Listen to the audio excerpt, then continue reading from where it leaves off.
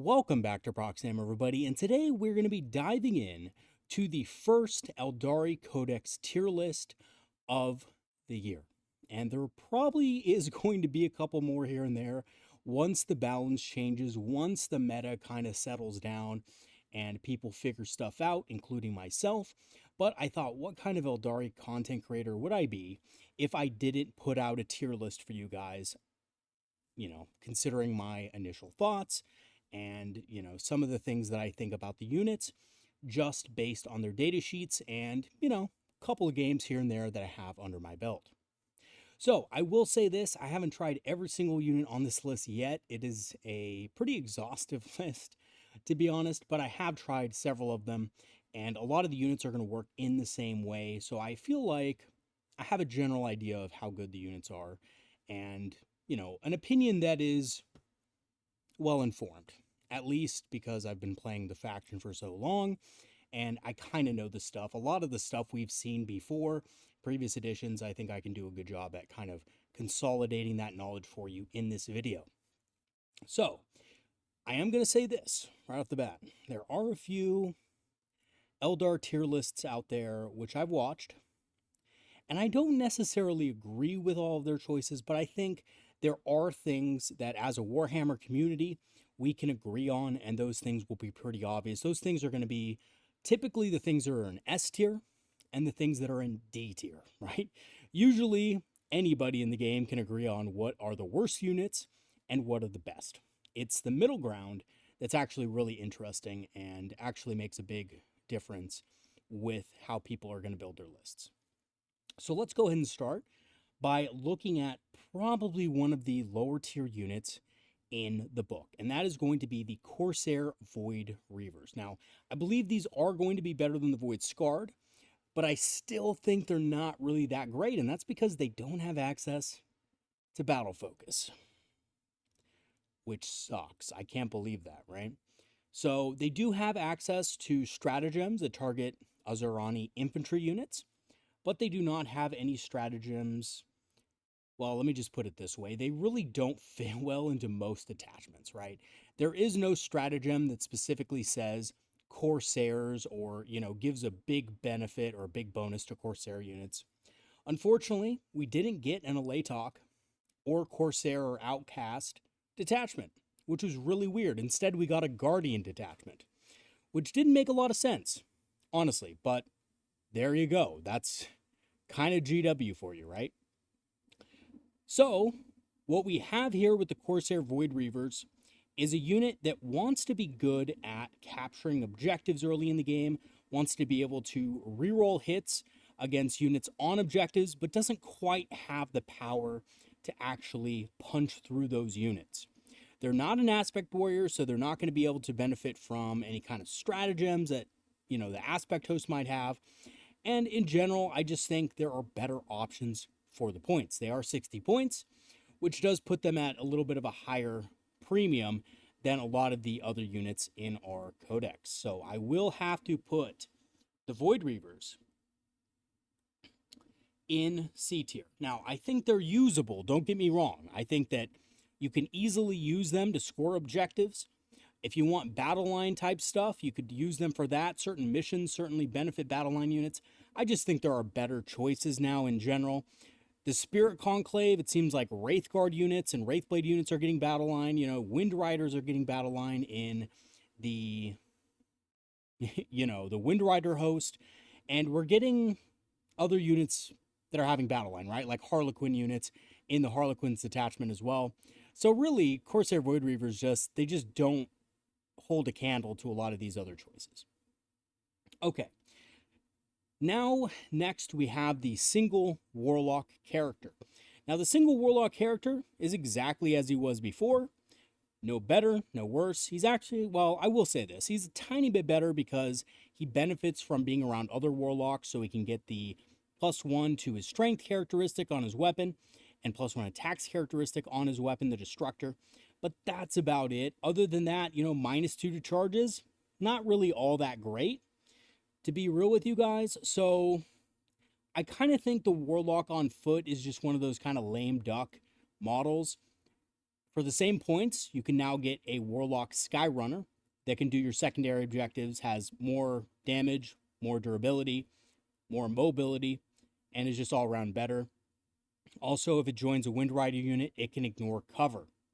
So, yeah, in general, just honestly think that the Warlock on foot isn't that great. So we're going to put the Warlock on foot in C tier as well. Now, I did a video recently about a Guardian Death Star. I'm honestly thinking that the single Warlock on foot probably isn't even worth taking in that unit particularly. We're going to see how the FAQ kind of ameliorates and kind of, explains how all the characters can fit into one unit properly. But I don't think that single Warlock character is actually necessary for the Death Star to work or to be effective, and it's probably a little bit too expensive to include him anyway for cost effectiveness reasons. So, I think even in the Seer Council, he's still kind of one of those C tier units. He's on the fringes, and he's not really needed. All right, let's talk about the Void Scarred. So the Void Scarred guys, exactly the same as they were before. Same points for 5. You get 80 points for 5. You get 160 points for 10. They're very expensive for what they do. On top of that, they don't really have the best damage in the world, especially with the upgraded Aspect Warriors that we've seen. And they're not battle line anymore. So even though they do get a once per game lethal hits and precision, we have tons of things in the Codex that can give us that now. So realistically, I think these guys are one of the... I think they're worse than Void Reavers. So I'm going to put them in D tier. I know some people might disagree with that. Oh, but Proxy Hammer, they do a lot of damage. But when you compare them to other things in the Codex, they really don't do as much damage as those units. Like, you compare them to a unit of 10 Striking Scorpions, right? Striking Scorpions with AP -1 now are going to do more damage with their critical sustained hits on 5s and the double shrine token than these guys can do, typically speaking, right? Scorpions also have more attacks, and Scorpions benefit from a lot more stratagems than these guys will, because again, they're just not great in a lot of detachments, right? They don't have Aspect Warrior, so they're not really strong in aspects and stuff like that. And again, fun unit. I think they're really fun. I think they have a lot of cool options, but they're just, I don't think that effective for the points. And that's just me. If you guys disagree with that, though, let me know in the comment section. I'd love to hear another opinion about these guys, but they just seem like they're too expensive for what they do. Okay. Next is the Farseer. Now, the Farseer, for me personally, is one of the better units in the new Codex. And the reason why is we have a lot of... Well, let me put it this way. We lost a bunch of reroll stuff, right? Guide is now no longer rerolls. It's +1 to hit. So we really do rely on synergies and stacking buffs to be effective. And one of these stacking buffs is the Farseer. The Farseer is critical to the Seer Council lists that you're going to be throwing Guide on something, teleporting a Guardian unit somewhere. Eldritch Storm is more powerful now because of the different buffs you can layer upon units. And Farseers can still change a hit roll, wound roll, or damage roll to a 6 within their unit. So Guardian Defenders, all of a sudden their Brightlands platform becomes very good throughout the game, becomes very efficient at dealing damage consistently. Also, Farseers are great at supporting aspects. The reason being is because in Aspect Host, you're rerolling 1s to hit. So with that +1 to hit, you're basically hitting on 2s, rerolling 1s. So you're getting full rerolls with that Farseer. So the Farseer for me is going to be an A tier unit. The only thing keeping it from being S tier, guys, is that in some detachments, you're not going to want a slow Farseer on foot. You're probably going to want Eldrad, and that's really going to be the choice, the hard choice to make. Do I want Eldrad or do I want a normal Farseer? And I think Eldrad kind of wins out in a lot of situations unless you're running something like Seer Council, where you might want Eldrad in a squad of Storm Guardians, or you might just want him hanging back somewhere safe to farm CP for you. And you want your regular Farseer to be a little bit more aggressive. All right, speaking of Farseers, we have the Farseer Skyrunner. The Farseer Skyrunner, guys, I'm just going to put it in B tier right away, and I'll explain why right now. the Farseer Skyrunner is one of those units that unfortunately got kind of a nerf to its ability. So Fortune obviously used to be way better. Misfortune is okay, but you only target one unit. And it seems to me like that unit better be almost like a Death Star to be able to get the most out of its ability. So that unit that's hit, whenever it attacks one of your units, it's at -1 to wound. But again, that unit has to be a significant damage dealing unit, and you need line of sight to it. So that's not always going to play out how you think it's going to play out. Unfortunately, I just think that even though the Farseer Skyrunner is good for the points in a Windrider host, it's not that good in other detachments. It's not that great in other detachments. So to give you an example, when you're going up against something like, you know, if you're building a list for Wraith Host, for example, or Spirit Conclave, Spirit Conclave wants you to have Psychers, lots of them. But it's an expensive army. You want to buy Wraithlords, Wraithguard, all those Wraith infantry units and Wraith monsters are expensive. You really don't have the extra points for a Farseer Skyrunner. If you want Psychers to kind of buff your guys and give them battle focus, you need Spiritseers or you need Warlock Skyrunners. So the Farseer Skyrunner kind of loses out in that detachment. And in Seer Council, you're probably going to want Guardian Defenders with Foot Farseers, you know, passing out Guide to give your Guardians a bunch of extra ballistic skill, you know, +1 to hit, and giving your other units +1 to hit as well, like Wraithlords +1 to hit, and so they can basically hit on 2+ with rerolls to 1. And the Farseer Skyrunner doesn't fit into a lot of these combos and synergies. So I have to say, good model, solid in Windrider host. You're basically always going to take him in that, you know, in the wild host. But outside of that, I don't see him having much of a place. Okay, Warlock Skyrunner. Warlock Skyrunner, guys, is also A tier, but not for the reasons you might think. So I think this is an A tier unit because he is cheap. He's only 45 points, which make him the fastest and also, you know, the cheapest scoring unit in our codex. Not only that, he has decent damage. He also gives a lot of buffs out to Psyker units. Well, not Psyker units, excuse me, Wraith units, right? Because he is a Psyker. So if you have Wraith units in your army and you need something quick to get behind them that's also kind of cheap that, you know, you can afford to lose, this is the model you want. There is one problem with the Spiritseer, right? So when you are building an army, let's say you are building a Wraith host and you want to give your Wraithlords extra movement, so you give them the +2 movement and you also advance them. Unfortunately, the Spiritseer is going to be left a little bit behind. You know, even though it has lone op near Wraith units, if you advance too quickly, you can actually run the risk of not being able to get within that 3 inches to make it a lone op. So that can be a little bit stifling, and I feel like the Warlock Skyrunner completely doesn't care about this. And also the Warlock Skyrunner kind of wants to die because you get a buff in that detachment. So it's really good in the Spirit Conclave. It's really good in Seer Council, where you could, you know, kind of have Psychers teleporting around the battlefield. You know, it's a good unit to have near Wraithlords, because of the fact that Wraithlords just want to be able to advance in the first turn and move up the battlefield. And this is quick and could kind of catch up to them. And also, just in general, easy to hide, a little more durable to indirect fire than the Warlock on foot if you're just running a single one. And yeah, I think it's an A tier unit. It also ignores cover. So, you know, when it joins a unit, it ignores cover. Now, I'm going to actually double check right now. I think it just ignores cover altogether, but I could be wrong. So I want to double check for you guys so you don't have to look in the leaks. And ladies and gentlemen, it does not. So it doesn't. It has to be leading a unit. So that is unfortunate. So it's not like the index where it just ignored cover. So that's still fine though.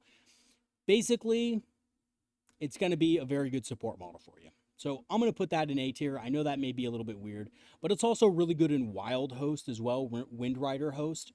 So yeah, it's an A tier model, guys. Okay, Autarch Wayleaper. Now, the Autarch Wayleaper, really cool model, but it's not that good anymore. And I'm going to explain why. It's basically because the units it can join are very limited.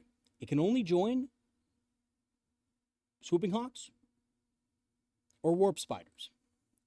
Now, in a Warp Spider unit, you may have an argument for including it because you can flicker jump and, you can spray that fusion gun at something at really close range, and you could possibly get into combat with the unit with the Exarch, of course, being, a beast with the Power Blade array, getting 10 attacks with lethal hits, stuff like that, and Twin Linked is really strong in melee.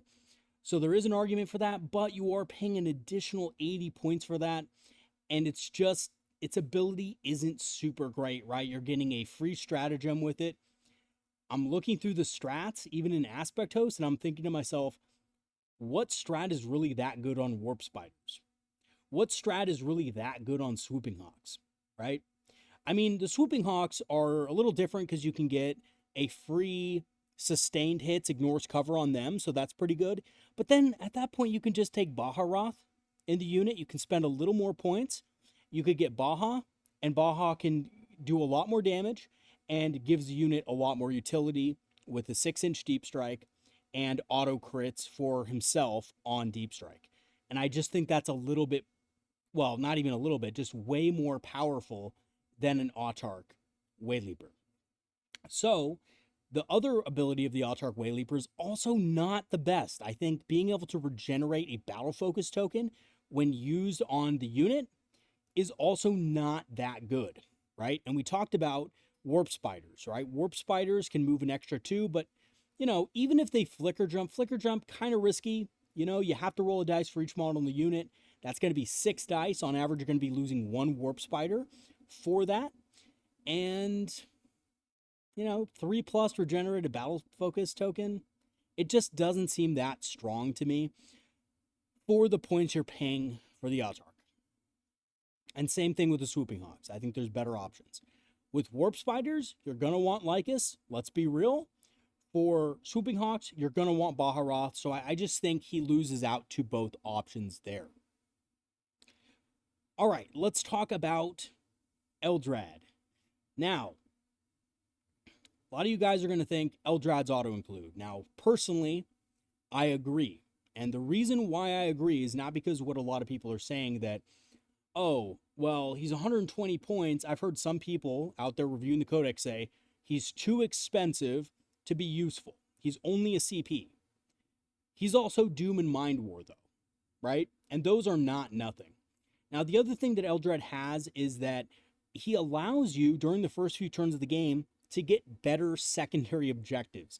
Having an extra command point in your pocket, and a lot of these Eldar detachments that have a lot of 1 CP stratagems, that allows you the flexibility to discard and reshuffle a secondary objective that would be useful later in the game, but that you don't want on turn 1, right? Like something like Assassinate or Bring It Down when none of your opponent's units are visible.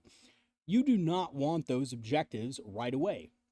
Eldrad gives you the flexibility, the freedom that you need to get those extra points early on in the game, right? You want things like containment right away. You want things like sabotage right away when the game is early and your opponent maybe can't get to you, right?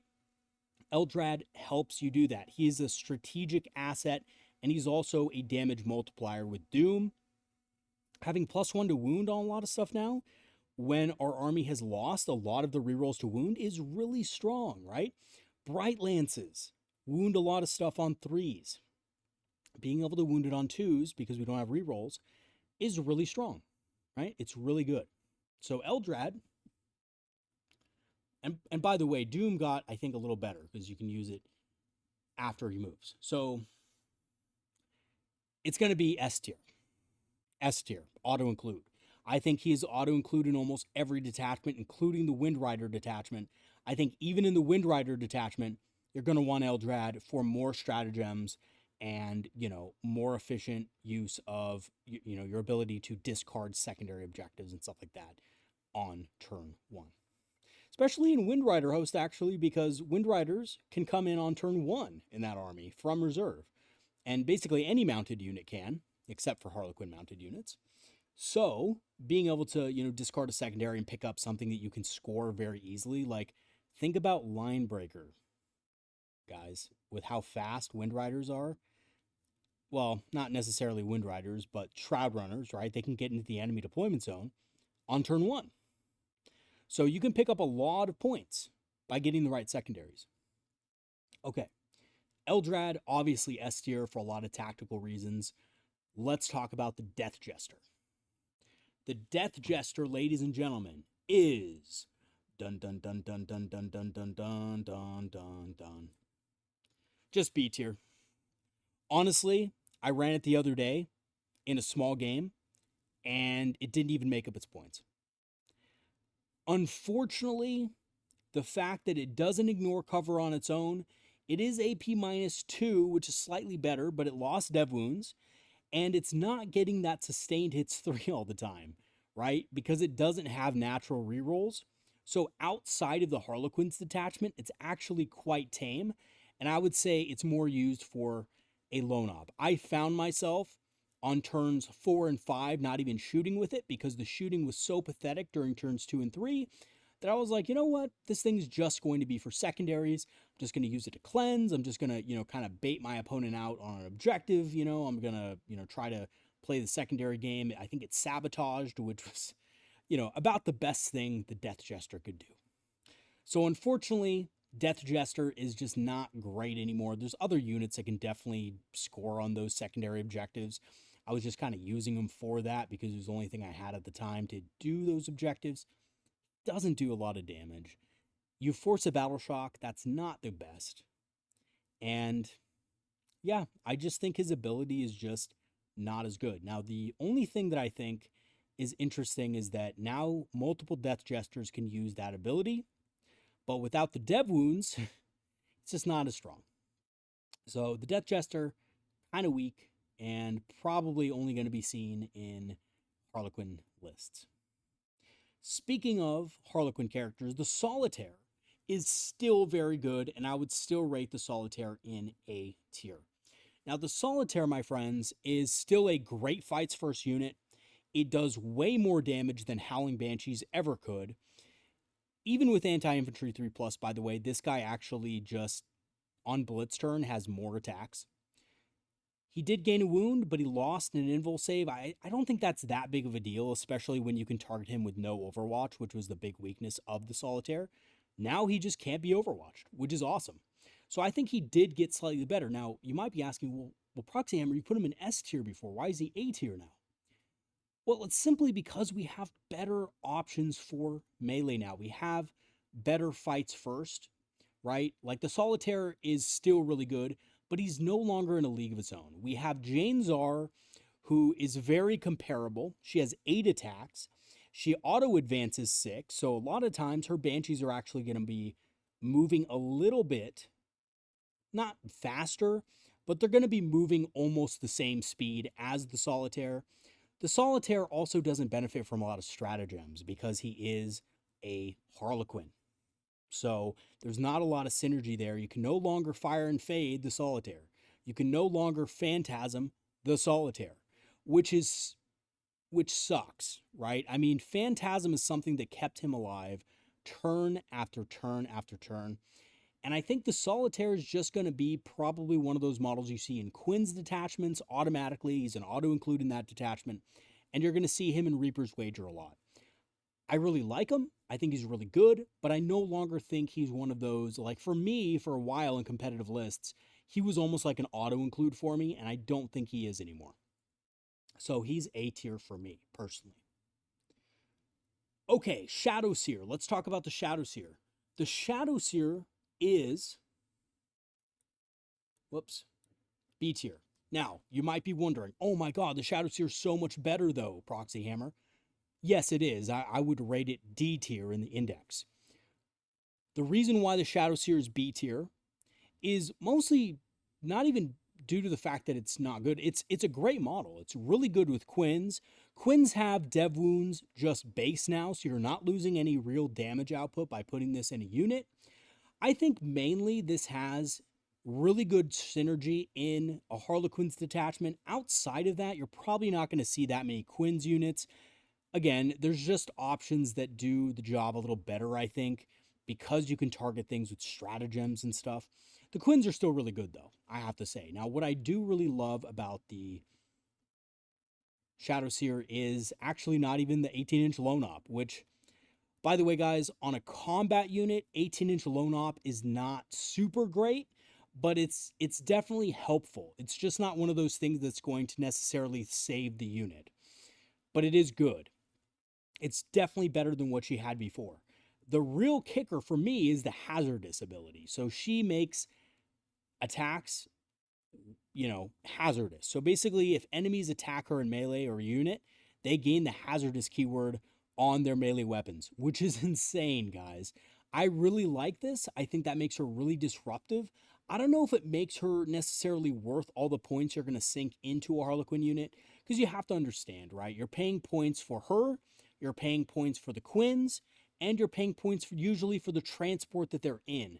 Or if they're not in a transport, you have to rely on that 18-inch lone op, and that can be a little bit difficult to manage because, it's still a lot of points. It's still a big package. You're paying about 150 points for that unit in total, and somebody could easily just wipe it out, right? This is deep strike bait. This is what I like to call deep strike bait. People can see that, say, oh, 18-inch lone op, they can deep strike something within, 12 inches or 9 inches of it, and blast it off the table before it can even begin. So, what does that mean? Well, it means that you're mostly going to want to take a transport with it, right?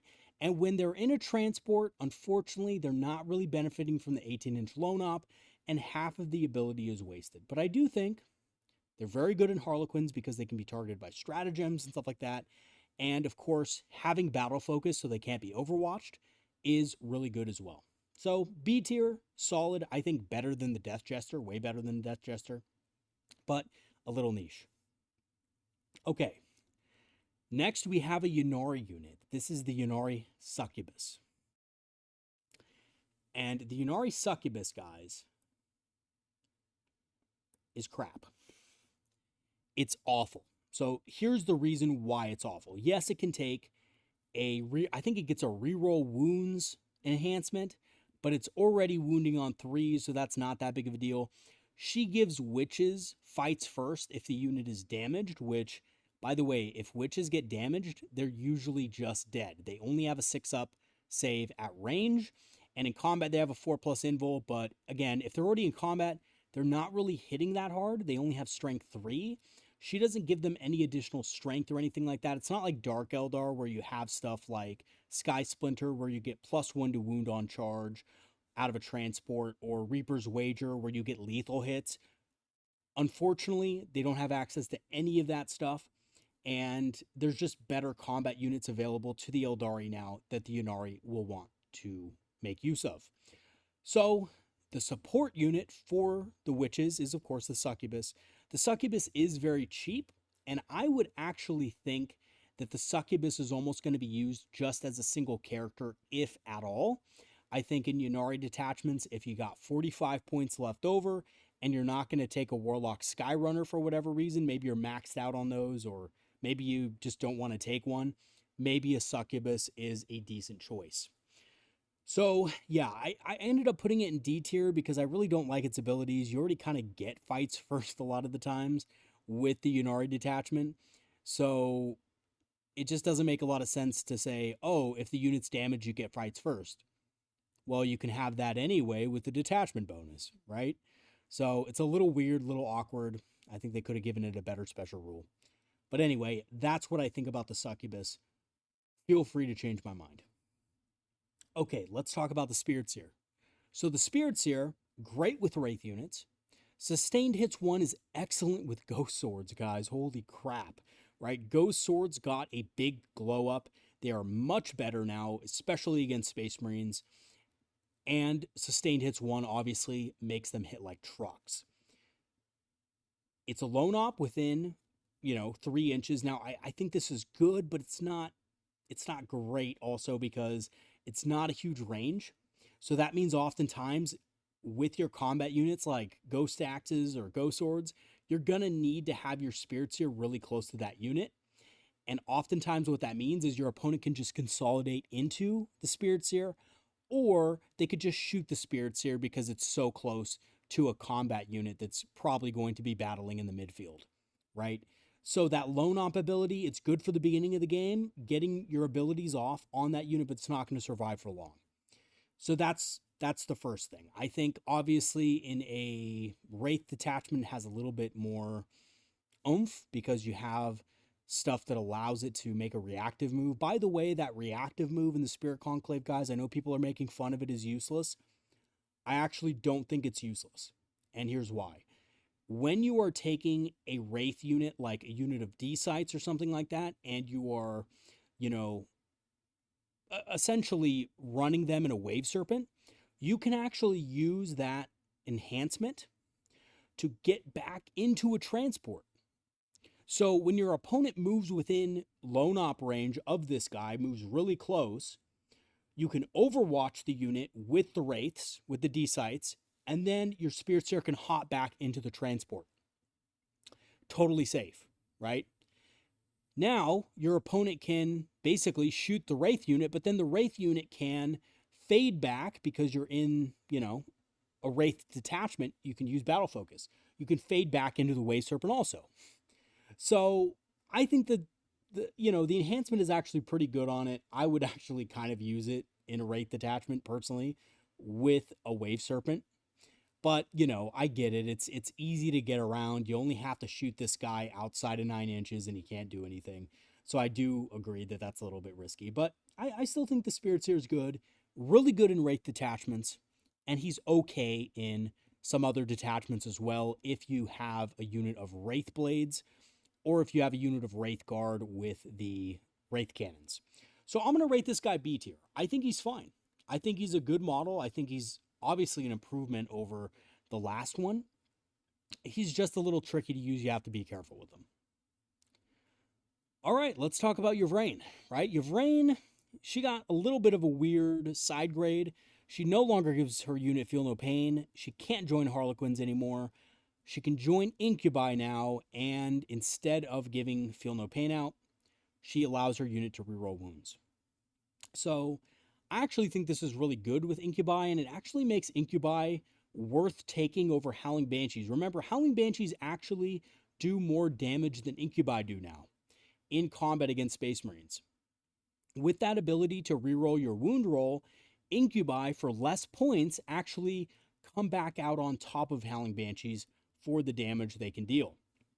Because remember, they have extra attacks, and really the only issue is against Marines are wounding on 4s instead of Banshees 3s.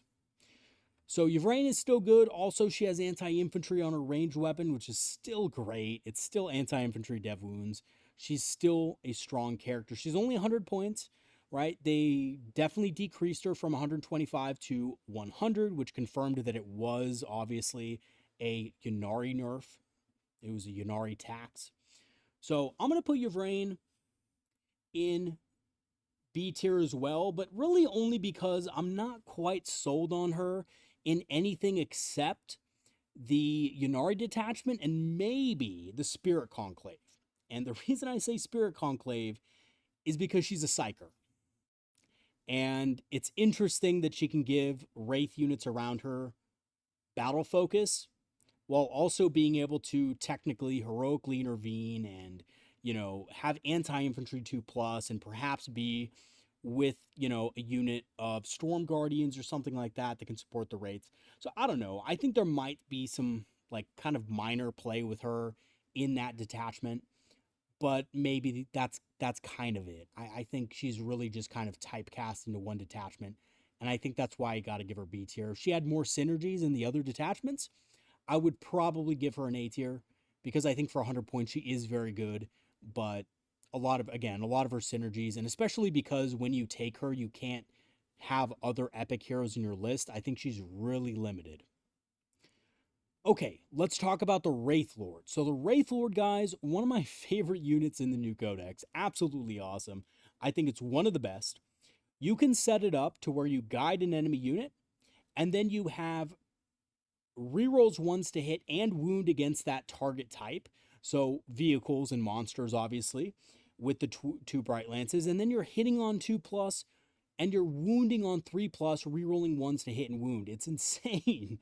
It's like old Eldar again with the double Bright Lances. It's like, you know, basically the Battle Host rerolls. You guys remember Battle Host rerolls, Eldar rerolls?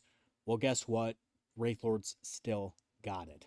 So Wraithlords are really good. Not only is their shooting phenomenal, but their close combat's great too, because they're getting the same buffs in combat. So Ghost Glaive, you know, maybe it's strength 10, maybe it's AP -3, but it hits like a truck against the right targets.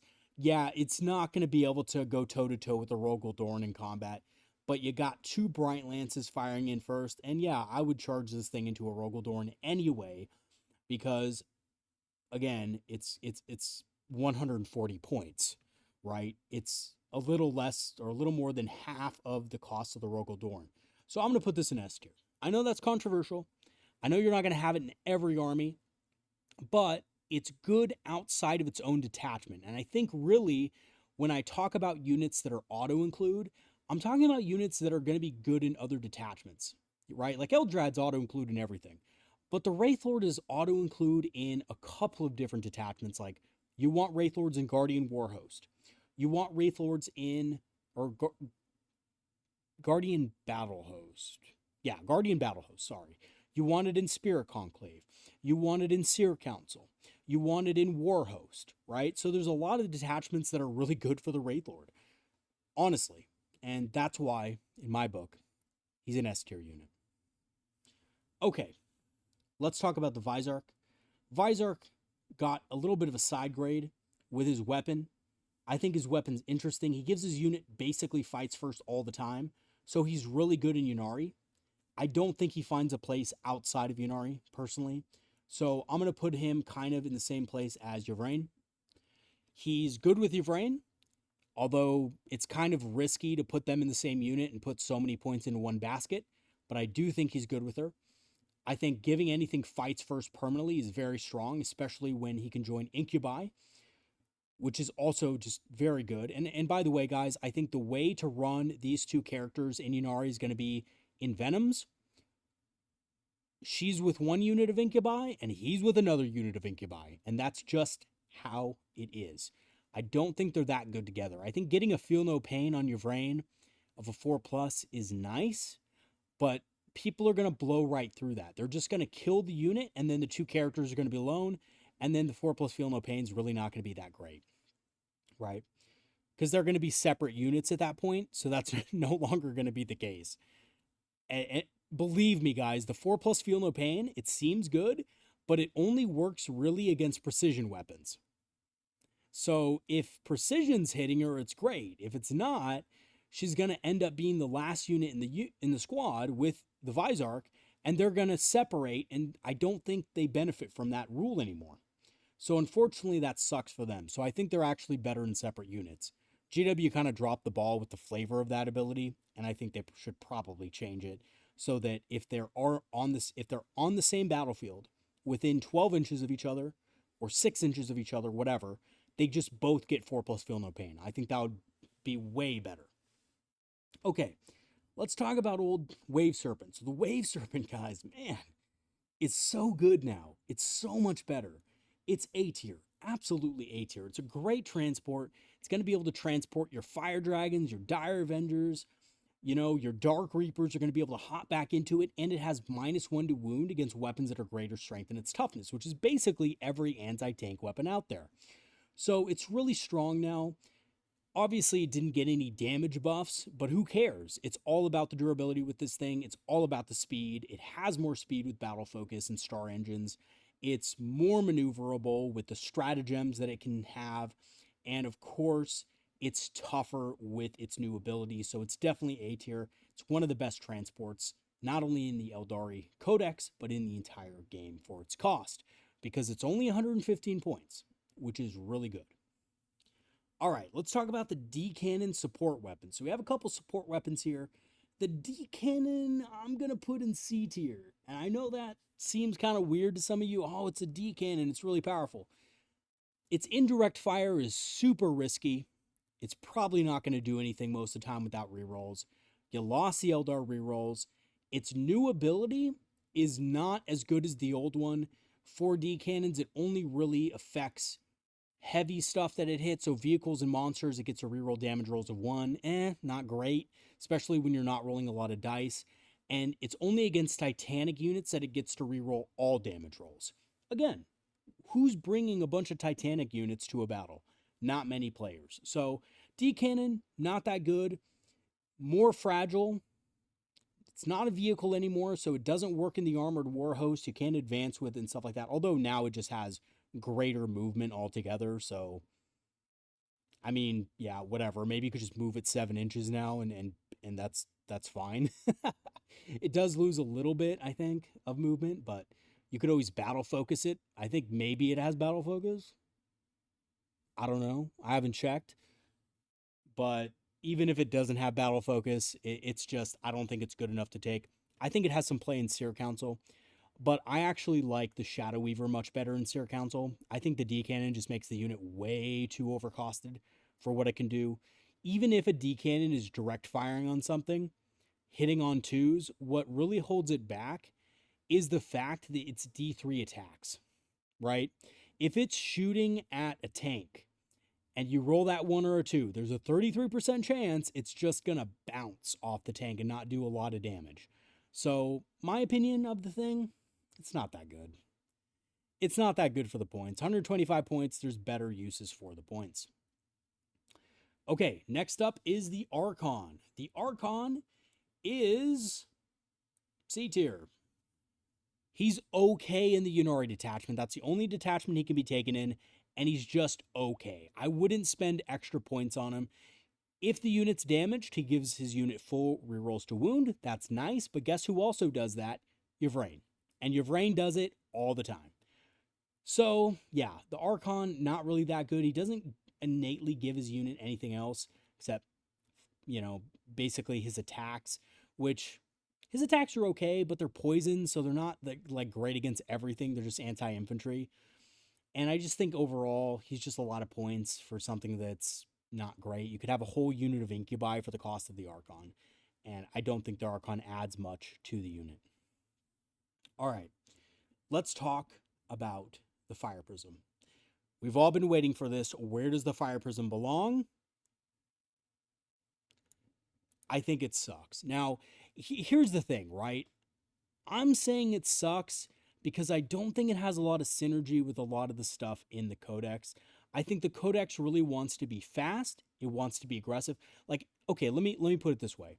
In the aggressive and fast detachments, you would think the Fire Prism would work with it well, but it doesn't. It doesn't have a lot of synergy in the Aspect Host. It doesn't have a lot of synergy in the Windrider Host because there are better options you can take for less points. In addition, there's not any kind of reactive move except for Fade Back, which is the battle focus ability, that the Fire Prism benefits from anymore. So it lost a lot of its ability to survive over the course of the game. It's 160 points, which is 10 points cheaper than it once was, but it lost rerolls, it lost Fire and Fade. It doesn't get targeted by Fire and Fade anymore. Fire and Fade now only targets infantry.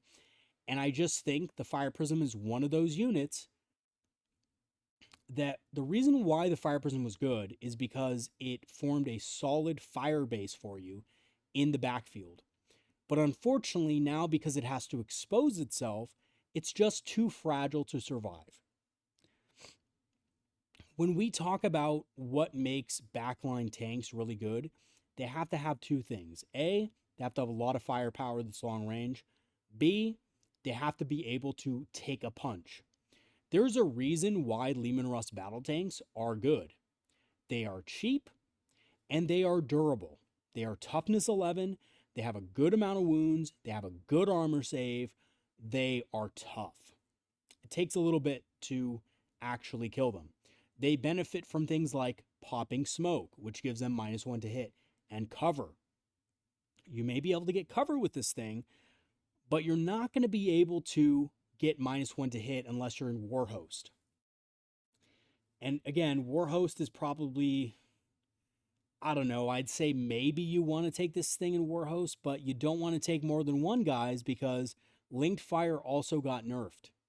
So you can no longer fire both your shots in linked fire. It's only one of your shots.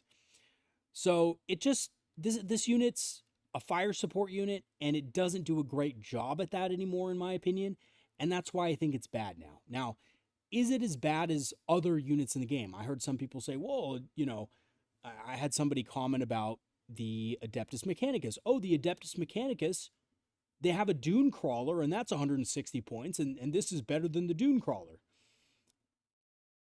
Guys, I think if we're comparing the Fire Prism to a Dune Crawler, that says enough, right? If it's even on the same playing field as a Dune Crawler. By the way, I didn't really know about the Dune Crawler. I looked that thing up. That thing is not that good, okay? It might be good in the new detachment, but its base abilities are not great. And the reason why it's probably a little better now is because of perhaps some synergies with the latest detachment that they got for Grotsmas. Even so, though, the Fire Prism doesn't have a lot of synergies, and I think that's what really just makes it not that good, right? Warwalkers, Wraithlords, Vipers, anything that can take an anti-tank weapon is now much better than this because they have synergies with other units, right? That's what Eldar are all about. They're about the synergies. For 120 points, I can take Fuegan. And if I'm an aspect host, I can, you know, for a command point, give him sustained hits, and then I can use an aspect shrine token and he gets double shots, right? He's way better. And he's more durable, weirdly enough, than a big tank. So, I don't know. Maybe I'm being too hard on the Fire Prism. I think, honestly, if I was a little bit more inclined towards, you know, being a little nicer to the Fire Prism, maybe like seeing the nuance in how it compares to other things. By the way, I've looked at how it compares to other things. I've compared it to the Gladiator Lancer. I've compared it to, you know, the Necron Doomsday Arc. It just sucks for the points. It just sucks, guys. I would rather pay 20 more points for this thing and have it be able to move, shoot, move than whatever it has now. It's not great. Okay, let's talk about the Night Spinner. The Night Spinner is really bad as well. Not only did it get a nerf, it's in D tier, by the way. Not only did it get a nerf, but it lost a lot of abilities. So it got a points, well, it's 190, right? Which still sucks. That's way too many points for it. But it also lost a lot of the abilities that made it good in the first place. Took a nerf to its ability, took a nerf to its weapon profile, and didn't quite get nerfed in points. It got buffed in points, but it's just not enough. I think this thing's just really bad, honestly. It's just really bad. It's not a good artillery piece, right? But that's okay. GW wants artillery to be dead. They did it with the IG, even though IG still have, you know, some, you know, benefits for, you know, artillery. They got rid of a lot of the stacking buffs that indirect fire units have in the Imperial Guard. So why wouldn't they do it with the Night Spinner, right? Makes sense. Manticore got nerfed to the ground. Night Spinner gets nerfed to the ground. That's okay. No problem. It's just, that means that in an 11th edition, indirect fire needs to be completely reworked so that these units can actually be cool. All right, let's talk about the Warwalker. Warwalker is A tier, ladies and gentlemen, because it's great in every detachment. You want to take at least one of these in every single detachment because of its ability to basically give something -1 armor. When this thing hits an enemy unit, everything that targets it in your army for the rest of the shooting phase is at -1 armor save, basically. You get +1 additional AP. So shuriken cannons are going up to AP 2. Bright lances are going up to AP -4. D cannons, not that you take those, but, you know, maybe you're taking some Wraithguard, go up to AP -5, which basically means even cover you won't really get you won't really get any save from, right? Really, really strong. It's also not that expensive, right? For 2 Bright Lances, it's 95 points. You get Scout. You're not as durable, but it's a much better support piece now, and I actually think it's a really good option for every single army, which is why I put it in A tier. No, it's not, you know, absolutely auto-include, but it's helpful to have in every single list that wants to be able to deal with hard, kind of stat check. So if you're going up against something, your buddy at the local game store, he's bringing a huge unit of Terminators, or he's bringing Deathwing Knights or something like that, and you really want to get through the Deathwing Knights and their ability to, prevent damage and -1 to wound and all the stuff that they get, and, mostly your buddy's saving on 3+ against shuriken cannons. Well, now he's going to have to save on a 4+, which makes a huge difference. So I do really like the Warwalker, and I think obviously for a lot of lists, it's going to be an auto-include. Okay, let's talk about Windriders. Windriders are still very good. I love them. I've ran them in a couple games because I have some painted, and I still think they're an A-tier unit. Fight me on it. Fight me on in the comments. I think it's great. The reason why, they did get one less save, but they weren't surviving anyway. They were just 3 Space Marines, right? For 80 points, it was 3 Space Marine bodies. And the survivability wasn't good anyway. I was never able to keep them alive out in the open regardless. But they have a better ability now. Their shuriken cannons are better against tougher targets. And they get full rerolls to hit against the closest unit. They no longer have to be on an objective, which is really good because they don't get guide anymore, right? To reroll hits. In Wild Host and Windrider Host, they're insane. They're absolutely insane. Being able to get reroll full wounds to -1 additional AP, it just makes the unit really strong. So they're really good in Wild Host, and they're pretty good in every other detachment. Just as a 3-man, I think they're still good for, taking out things like Space Marines, right? Your basic squad of Space Marines, these guys do pretty good damage into those types of units. And, they're cheap enough to be good objective units as well. So, yeah, I think they're A-tier. I think they're really good in Wild Host. They're probably S-tier, obviously, in Wild Host auto-include. And they're good in pretty much every other detachment as well. Although, truthfully, you're probably not going to use them in every detachment. But if you were to use them, they're not bad. Okay, let's talk about the Viper. The Viper is A-tier as well. The Viper's really strong. Now, why is the Viper good? It got nerfed, right? It no longer ignores cover. It no longer marks a target. Well, you already have a better unit that does that in the Shroud Runners, but what the Viper does is it provides a cheap objective unit that can mess with your opponents. So it can give -1 to hit to opponents. That may not seem that great, but think of this. If you need to score something like behind enemy lines, or you need to, be in a certain part of the battlefield for, something like engage on all fronts, this is a great cheap piece that you can throw into a quadrant. It's going to die, but you can shoot its Bright Lance at something. You can shoot a Shuriken Catapult at something. You can make something -1 to hit. And then after you make something, basically do less damage, then it's a target that your opponent can just kill, right? Like, they'll kill it, but you're scoring points with it, and it's annoying, and it can do a lot of different things on the battlefield for you. So it's definitely a tougher secondary objective unit. It's great at scoring things like Sabotage because it's smaller, it can hide, and it's going to survive against bolters. That's the thing. A lot of our units don't survive against bolters, especially with the buffs that things like Intercessors got. Intercessors are going to be throwing out 20 bolter shots at your Swooping Hawks. They're going to be throwing 20 bolter shots at your Rangers. Those units are not going to live. Usually, right? Usually they're going to die. Vipers will survive because they are toughness 6. They can survive and weather the storm. So yeah, Vipers are really cheap for their cost.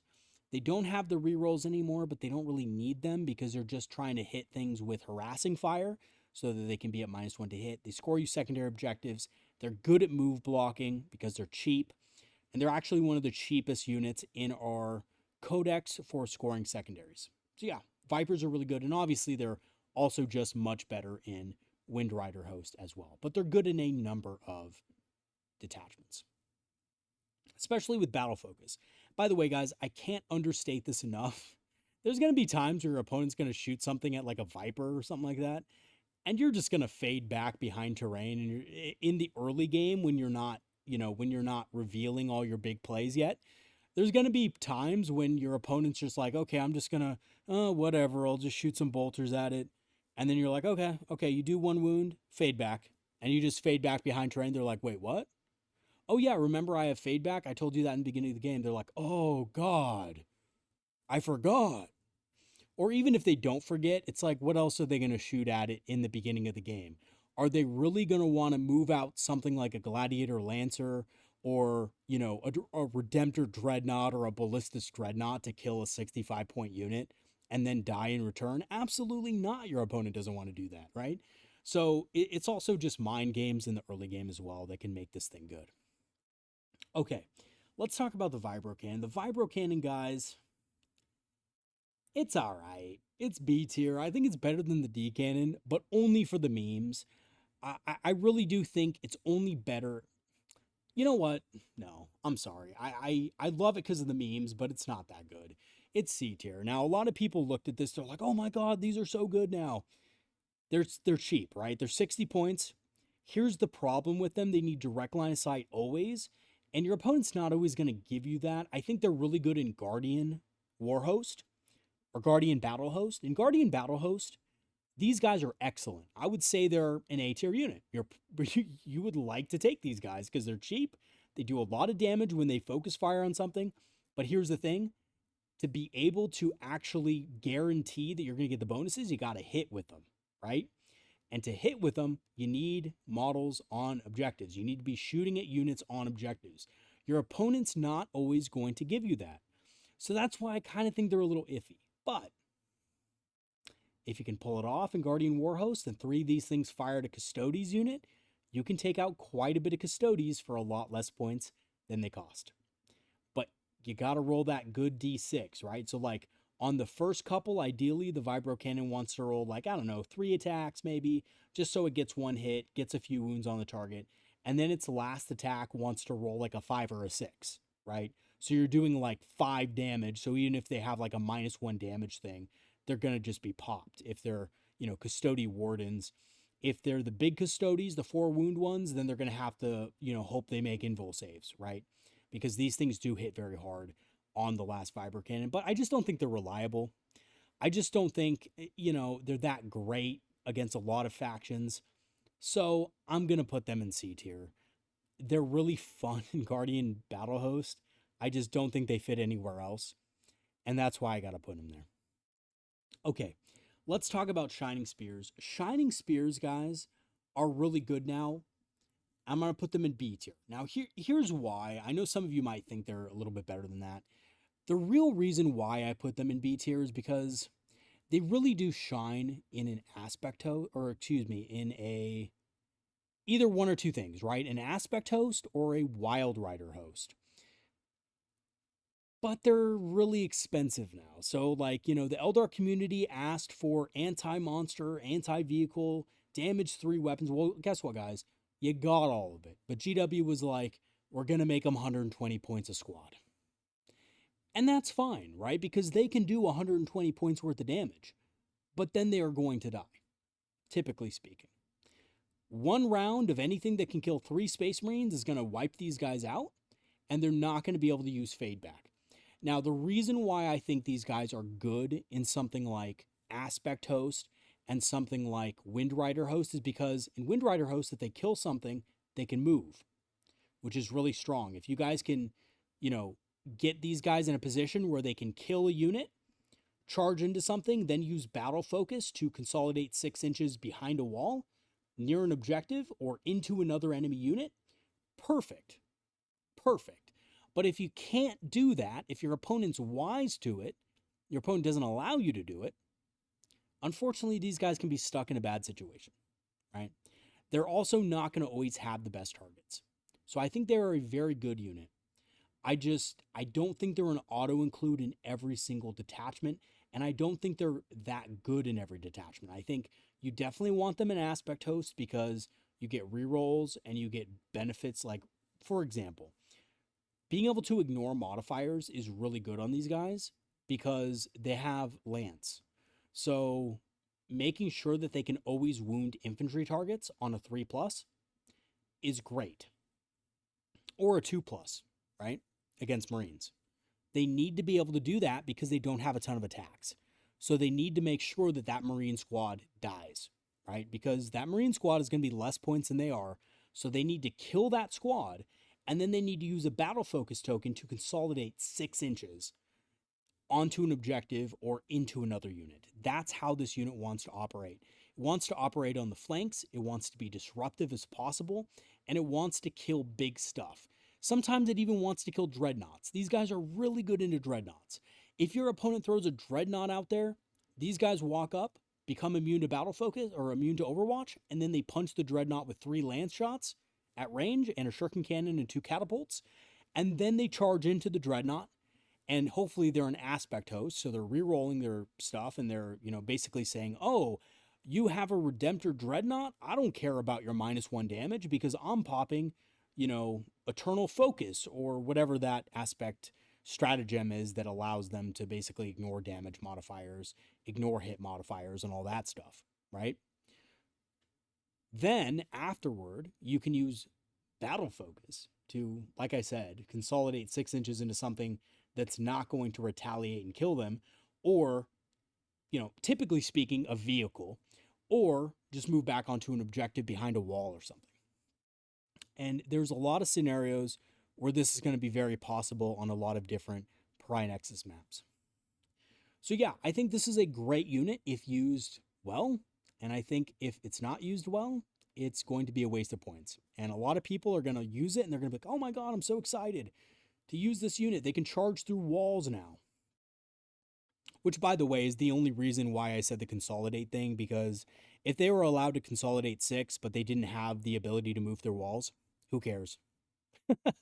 Right? You're going to have to move all the way around. The 6 inches isn't going to help you. But the fact that they can just go right through it means they are very strong at that. So, again, I think Aspect Host and Wild Host, thumbs up, double thumbs up. They're really good. I think S tier in those. You're definitely going to want at least one of those units. But in general, I don't think you'll want them in every detachment. I don't even think you'll have points for them in every single detachment, except for, obviously, the 2 detachments I previously stated. Okay, so let's look at the mighty Shadow Weaver. The Shadow Weaver is A tier, guys. So it's indirect fire. It's not great indirect fire, but it's really good at killing light infantry, which is great for killing things on back objectives. And it marks the target with the snared ability, which means that for every model in the unit, when they move in the movement phase, they have to roll a dice. On the roll of a 1, they suffer that great mortal wound. So it's really annoying. This is an annoying unit. It's cheap enough to, be kind of like good indirect fire for the cost. And you can put it in Guardian units. And again, you guys know, because I talked about this in my Guardian video, but being able to put this in a squad that can multitask into a lot of different things throughout the battle, teleport anywhere you want, stuff like that is really strong. But by the way, guys, these are also just really strong to put in your backfield. Screen your backfield. They're cheap enough to where if you lose them, it's not a big deal. And they can indirect fire and snare stuff and be annoying. I honestly think this is a really good unit. It's also really fun to use and really annoying for your opponent, which is always a plus. Okay, let's talk about the Wraithknight with the sword. So the Ghostglaive. This model was costed pretty well in the Codex, but it's going to get a nerf. It's going to increase in points. I think it's kind of C tier, to be honest. And the reason why I kind of think this is because, it's not that durable. It's toughness 12, but it can't be targeted with a lot of stratagems. And I think it really only wants to be in Spirit Conclave. Otherwise, it just doesn't seem that good. It doesn't fit the playstyle of a lot of different units in the army. And to me, it's just a little too expensive for the damage it does. And that's all. You can obviously give it a gun as well. You can give it the Wraith Cannon. But you can't give it the Sun Cannon. So, the Wraith Cannon, it's D3 shots. It did lose blast. It did lose all of its, rerolls and stuff like that. But it is a decent weapon that can kill vehicles as well. So I just think for the points you pay for this thing, it's a little bit expensive. Being able to move through terrain is nice. But remember, you're limited by the amount of movement you have and your big base size. So the problem with this thing is, a lot of times, you're not going to be able to fully move your base over the ruin wall. And if you're not able to do that, you can't actually move your model, right? So that is unfortunate. So yeah, I think it's C tier just because it's a little too expensive for the damage it can deal, and it's still kind of a little bit fragile. All right, let's talk about the Crimson Hunter. The Crimson Hunter is, I'm going to put it in B tier tentatively, and the reason why is because I think it can be really good in Aspect Host. I think giving this thing, first of all, it's getting +1 to hit and wound against flyers. And if you give this thing rerolls 1s to hit, and you give it lethal and sustained hits, it actually can do a lot of damage to things out of line of sight because it's a flyer. So yes, am I a fan of the Crimson Hunter again? Absolutely. It's good, but it's only good in Aspect Host. It's not really that good in any other detachment. And that's why it's in B tier. If it was better in other detachments, I would put it higher. But again, alas, it's not good in anything but Aspect Host. However, in Aspect Host, it's fantastic. And I think if you have the points, it's only 160, which isn't that bad. And you're getting full rerolls to hit. And again, that's a pulse laser and 2 bright lances that every 6 is going to give you an additional shot with a pretty high-powered weapon. So that's pretty good. So again, I really like this thing. And, you know, I think it has a lot of play in the Aspect Host. Okay. Let's talk about the Hemlock Wraithfighter. There we go. We knew it was happening. Why does the Hemlock Wraithfighter suck? Well, GW still didn't buff its ballistic skill. It still hits on 4s. Unfortunately, it doesn't have the ability to hit on 3s when it's near a Psyker. It is a Psyker itself, which is kind of cool, which means that in Spirit Conclave, if it's destroyed, you will pass out a Vengeance token. But then again, there's cheaper units that can do that. You have Warlock, Skyrunners that are 45 points.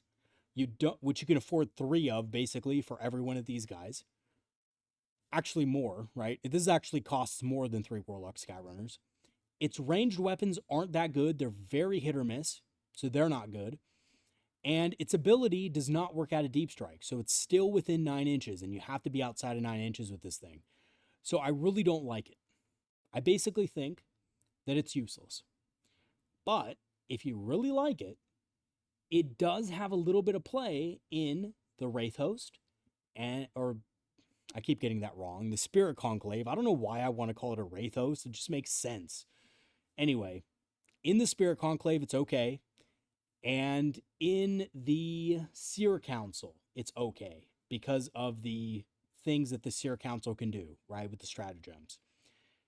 Basically, the only one that works with it is the -1 leadership battle shock test in the command phase. If this thing survives, then it can actually do a -2, which is, it's kind of funny.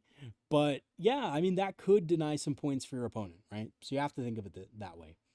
It's still not good, though. It's still not good, but at least it has some kind of cool little thing in some detachments. But yeah, D tier unit, just not worth your time in most cases.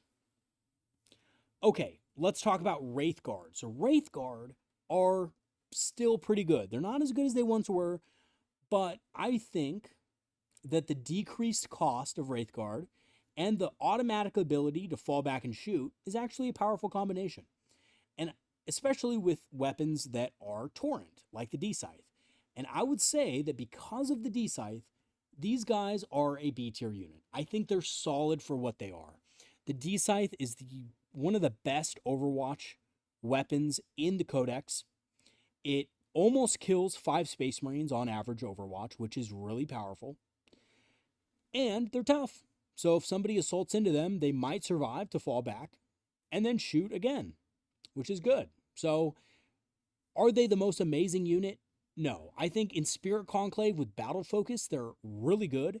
But I think that obviously in other detachments, they fall a little short, which again is why they're in B tier. And if you've noticed a lot of my B tier choices, it's because these units are really good in like one detachment, and they're not that good outside of that.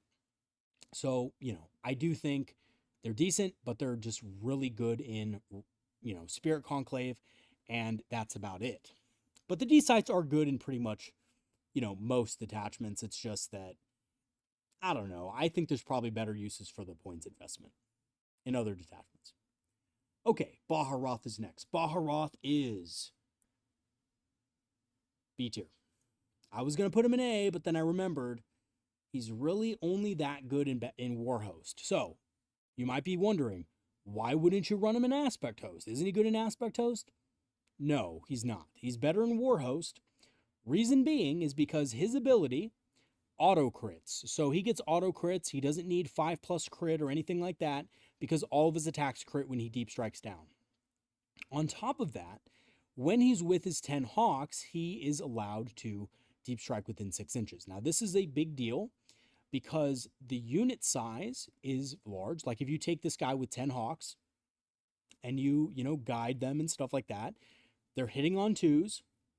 They're getting sustained hits, 1, lethal hits, which is pretty powerful, but they don't have any innate ability to reroll in the Warhost attachment. But what they do get, which is very important, especially for a unit that can't move back into a transport, is Fire and Fade. So these guys are the best unit for Fire and Fade. Swooping Hawks are on bigger bases. You're not going to be able to just easily move them however you want. So being able to kind of deep strike down next to a wall, being able to guarantee with a 2-inch move that most of your unit can get out of line of sight, and even realistically, you're going to want to roll a 3 because Baharoth is on a bigger base than everybody else. You're going to want to guarantee that they are safe to shoot again. So Baharoth and 10 Hawks, I think, is an interesting unit. I don't think it's the best unit in the game, but it can do a lot of damage when it comes down. You just need to make sure that you spend the command point for Fire and Fade. So again, why is he in B tier? Because he's really only super good in Warhost. And that's it. I think in Aspect Host, he's just okay. And I think in all the other detachments, there are better options. Okay, let's talk about Wraithblades. Wraithblades are also B tier. Reason being is because they cost a little bit of an investment. They are still a good primary objective choice if you want to score a little bit of primary objective, but they are objectively less tough than they used to be. The other thing is that they kind of need a supporting Spiritseer to give them that, sustained hits, which they're going to need. Now, they are good for fight on death. So they're good against melee armies that want to charge onto objectives for you and combat you to, or that kind of sounded weird, but, get into combat with you so that they can take control over objectives. They're good against those type of armies because 3+ fight on death is really strong with their weapons. But again, like I said, they're going to need some support. And I think they really shine when they have greater speed and mobility in things where they can get battle focus, like the Spirit Conclave. But outside of that detachment, they're not the best choice, in my humble and honest opinion. Okay, so, and again, by the way, the Combat Patrol comes with either a squad of Wraithblades or a squad of Wraithguards. So if you guys are wondering, oh, how do I build the Combat Patrol for my army? I think these guys are going to be in the Warhost detachment. I think they're the best in that detachment. And I think basically what you do with them is you just give them the Ghost Glaives, or the Ghost Swords. Sorry, you give them the Ghost Swords, you give them a Spiritseer, and you just kind of have to go into something and make them a damage dealer. So they're going to be a unit that you maybe Rapid Ingress in a Wave Serpent with a Spiritseer, and then you have something that's really tough in your opponent's backfield that you can, throw sustained hits on, and they can just go to town on anything that's in the backfield. I think that's probably the best way to run them. Because if you just stick them on an objective, chances are your opponent's just going to kill them, even with the 4-up invul save. I think they're just a little bit too fragile now, especially because, it's a 5-man unit, it's not as strong, and the fight on death is good, but it's not going to save them from being wiped out from shooting. Okay, let's talk about Dire Avengers. Dire Avengers are an A-tier unit. However, they're only A tier because of their synergy with Azurman. On their own, they're just okay. They're better than they were in the Codex. They can kill about 2.2 Space Marines on average. So 2 Space Marines on average with sustained hits. And that's it. They're really there for Azurman to shine. And I think that's why I have to kind of not put them in S tier because, yeah, they're going to be an auto-include in every list, but only because of Azurman. So without a Zerman, they're not that great. They're probably, actually, without a Zerman, they're probably B tier, to be honest. But with the Zerman in the aspect host, they do good damage for their cost. And of course, they buff a Zerman, giving him sustained hits 1, which is going to turn him into a blender that is going to be able to basically kill anything infantry in the game. Okay. Let's talk about Fuegan. Fuegan's S tier, obviously. He revives himself in Aspect Host and in War Host. He can give himself sustained hits 1 when within a certain range in War Host within 12. And when he's within, when he's in Aspect Host, he can just always have sustained hits with his unit of Fire Dragons. I think he's very good.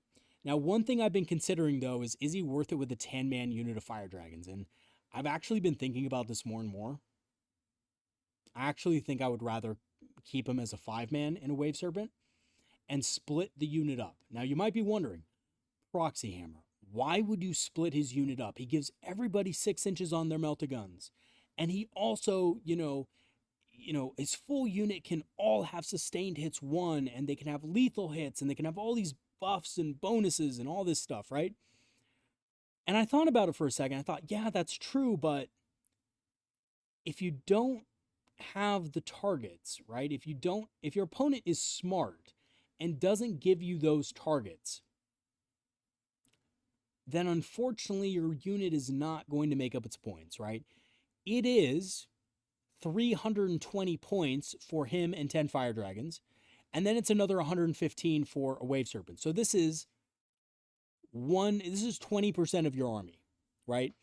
And 20%, you have to ask yourself, is 20% of your army going to be able to kill at least 10% of my opponent's army in one shooting phase, right? Is it going to be able to kill 200 points worth of models every shooting phase for at least a couple turns, right? Because actually this unit doesn't just want to trade evenly, it wants to trade up. So is it going to be able to trade up? And if it can't trade up, if your opponent's too smart for that, if your opponent doesn't give you enough targets for that, if your opponent screens you out with stuff, is it possible to make up its points worth all the time consistently? And I would have to say maybe not. And maybe it's better to run him as a 5-man unit that can, still benefit from all the stratagems and enhancements and stuff like that. Or stratagems, right? And buffs from the detachment. Can kill its target. Because, by the way, guys, 5 Fire Dragons with Fuegan can still kill a Land Raider. It can still kill, very heavy and tough targets. Because Fuegan is getting double the attacks, right? He's sustained hits. So he's going to be able to still, double his damage there. The Fire Dragons are rerolling all their hit rolls, all their wound rolls, and all their damage rolls. And Fuegan is too. So it's like, do we really need 10 Fire Dragons to be able to kill a Land Raider? Do we really need 10 Fire Dragons to be able to, kill a Doomsday Ark or any kind of vehicle or monster? Probably not. And that's why I'm thinking maybe as a 5-man he's better. But let me know what you guys think in the comment section. Obviously, I need to try this myself. I just think I'm thinking of it more and more, and I'm thinking of all the times I've run 10-man Death Stars of really heavy damage dealing units like 10 Incubi or 10 Howling Banshees, or something that's really strong that hits really hard, and it's like, you know what, that never really worked out. I've run a squad of 10 Fire Dragons in a Wave Serpent, and they didn't reroll everything back then, but I just felt they were too much of a liability. Even when they killed 2 separate targets, it just seemed like they just died afterward, right? Yes, they can get back into a transport, but you're spending a ton of command points on them, and I just feel like maybe it's better just to, spend a little bit less, still have them in a Wave Serpent, but spend a little bit less and put another unit of aspects in there as well. Like maybe a Wave Serpent with a Zerman and 5 Dire Avengers and Fuegan and 5 Fire Dragons can be a good compromise because you're not spending as much points.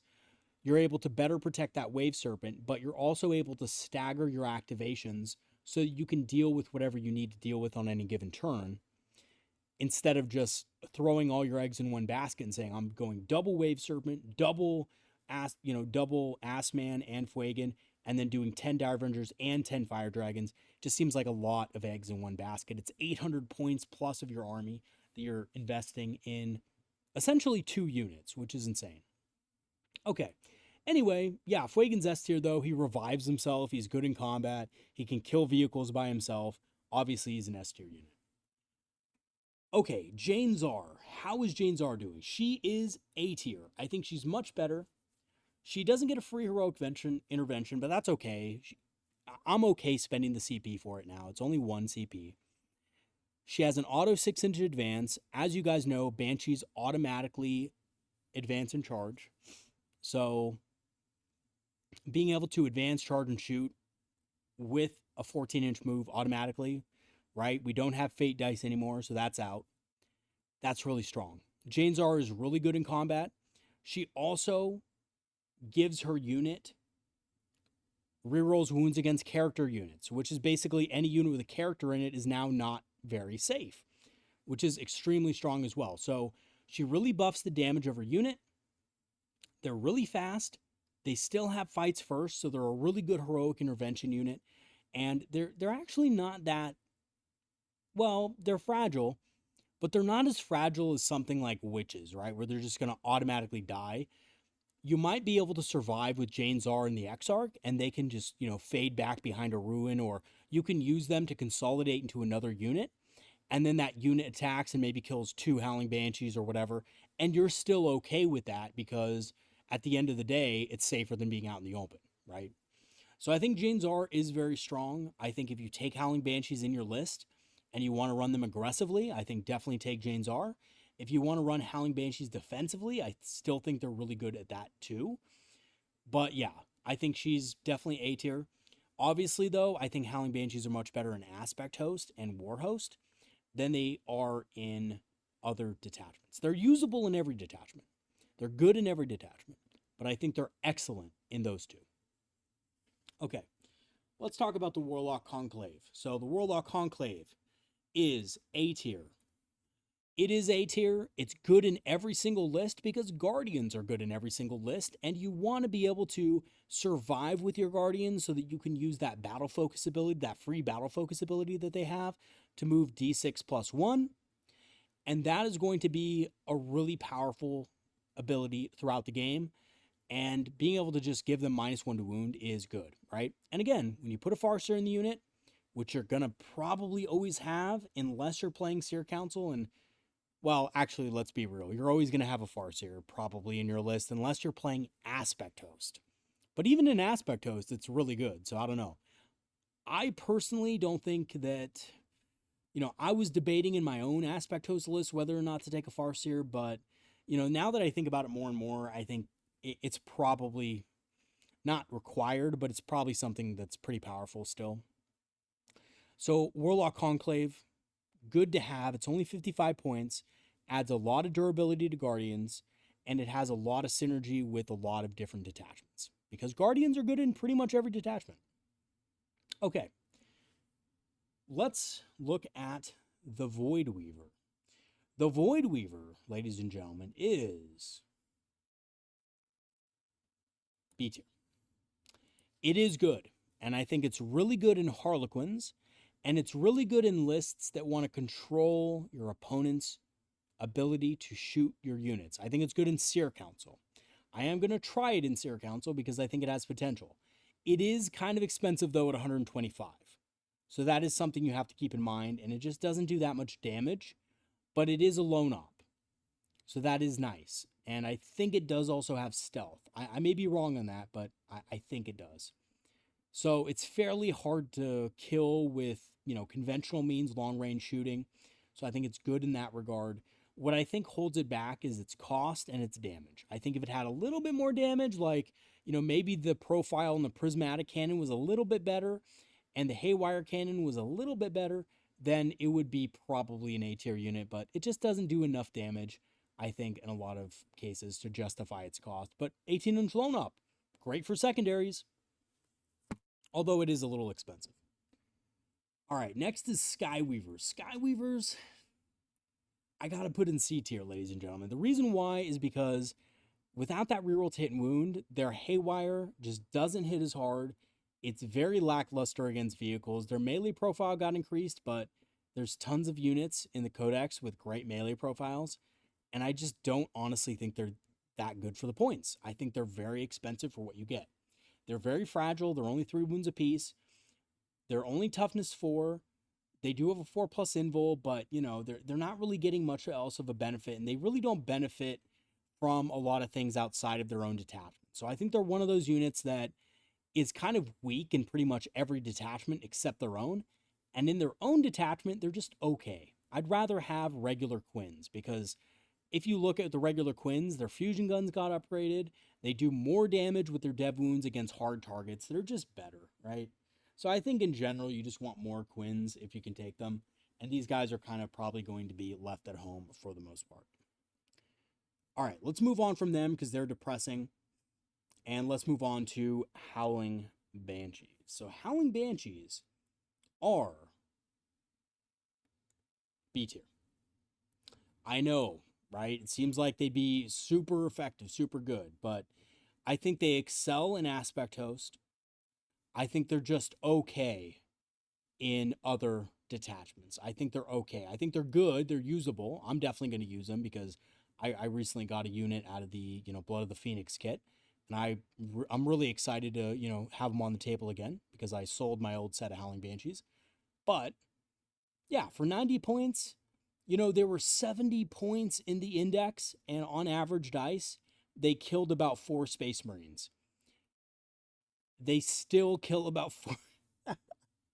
They still kill about 4 Space Marines. I know it doesn't seem like it. I know it seems like they do a lot more damage, and they do to other targets. I think to things like Terminators and stuff, they do much better damage. But to your average Joe Space Marine squad, they still kill around the same amount of dudes. And that's because they have 1 less attack, they have 1 less AP, even though they hit on 2s now, and they wound on 3s. So... that's really what it is. It's not that big of a deal. I think they're obviously a lot better against a lot more infantry targets now. But against your normal Space Marine squad, they're going to be hitting around the same, and you may be able to spike a little bit for some extra damage and kill the Space Marine squad. But normally, I think you're going to be doing about 4 Space Marine kills, which is fine. It means the unit kind of trades well against Space Marine units that are a little more expensive, but they don't really do particularly well against cheaper Space Marine units. They're also good at fighting first, right? Fights first against the right target can be very powerful, especially with anti-infantry 3+. There's a lot of solos out there, a lot of solo characters, a lot of lone ops that would love to charge into your fragile aspect warriors and rip them apart. So having a Howling Banshee unit close by with fights first, with anti-infantry 3+, and damage to weapons, very good against those targets. So honestly, Howling Banshee's a lot more versatile, a lot better, I think, in dealing damage to a wider array of targets, but they still need a little bit help to get there in the aggressive sense. So, they're going to need Jain Zar, for example, if they want to be aggressive, right? It doesn't seem like they do need her, but I think they do kind of need her, to be honest, to be able to, really trade up against, good units. Okay, let's talk about the Starweaver. So the Starweaver, guys, is going to be A tier. Harlequin units, troops are really good now. Dev wounds, better fusion guns, better ability where they can choose if they get, rerolls or +1 to wound or whatever they have. They're just better overall. So having the ability to get back into a transport at the end of the assault phase for free is going to be extra needed, required.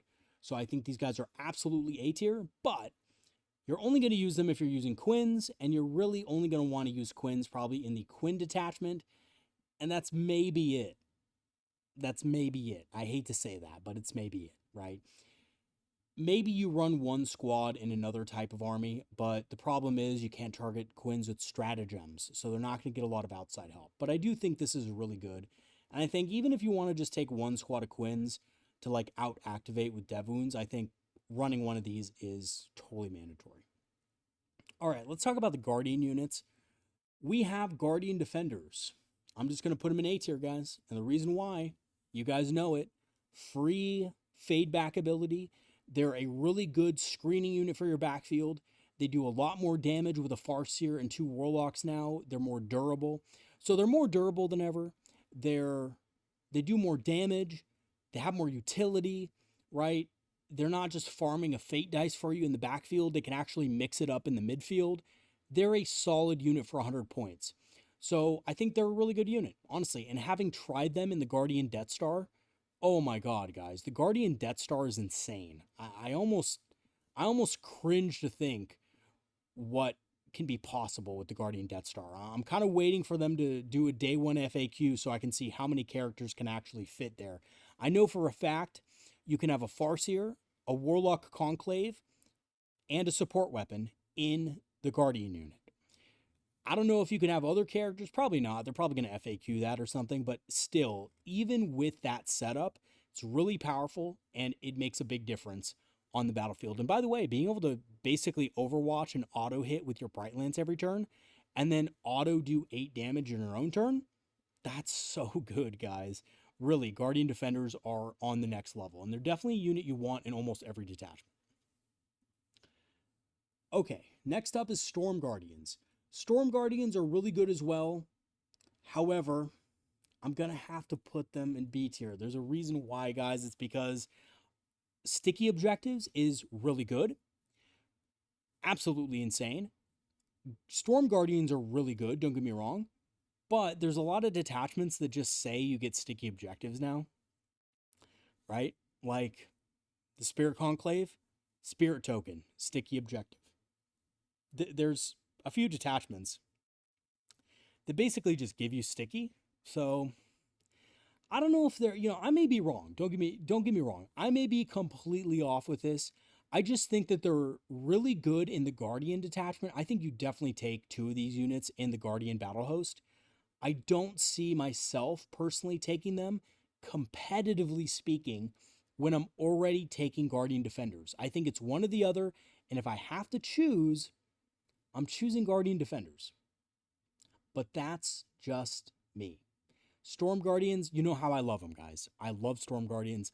I think they can be really good, but not having that free fade back is a little disappointing. I know you can spend a battle focus token for it, but I kind of want it on other stuff. I kind of want it on things like wave serpents and stuff, and having it for free in Guardian Defenders is really strong when you can do that with Guardian Defenders and do that with a wave serpent and do that with, if you're running Spirit Conclave and do that with a Wraithlord.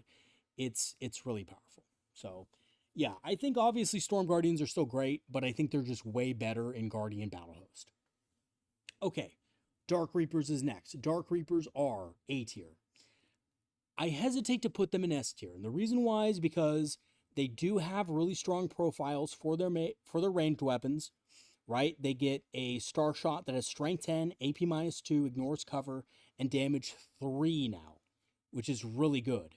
Really good for, basically peppering Terminators down. Anything with 3 wounds. Light vehicles are going to be automatically pretty much dead. They're really strong against a lot of targets. However, they're really only super good in War Host and Aspect Host. So that is more than the other detachments. But the other thing is they're going to cost a pretty penny. They are 90 points a unit. You have to use stratagem support and detachment support on them. I think they're really good in both, like I said, both in War Host and Aspect Host, they're strong. In Seer Council, I'm debating using a big squad of them, but then I'm almost thinking like, for 180 points, that's also a Wraithlord for vehicles, right? So I don't know. Maybe I go with 10 Dark Reapers. Maybe I don't. I can only use that Psychic Shield, that 18-inch lone op, on 1 unit. And I think I have to be very careful about what unit I use it on. So I don't know if they fit in a Seer Council list. I'm thinking obviously in aspect lists, they're really good.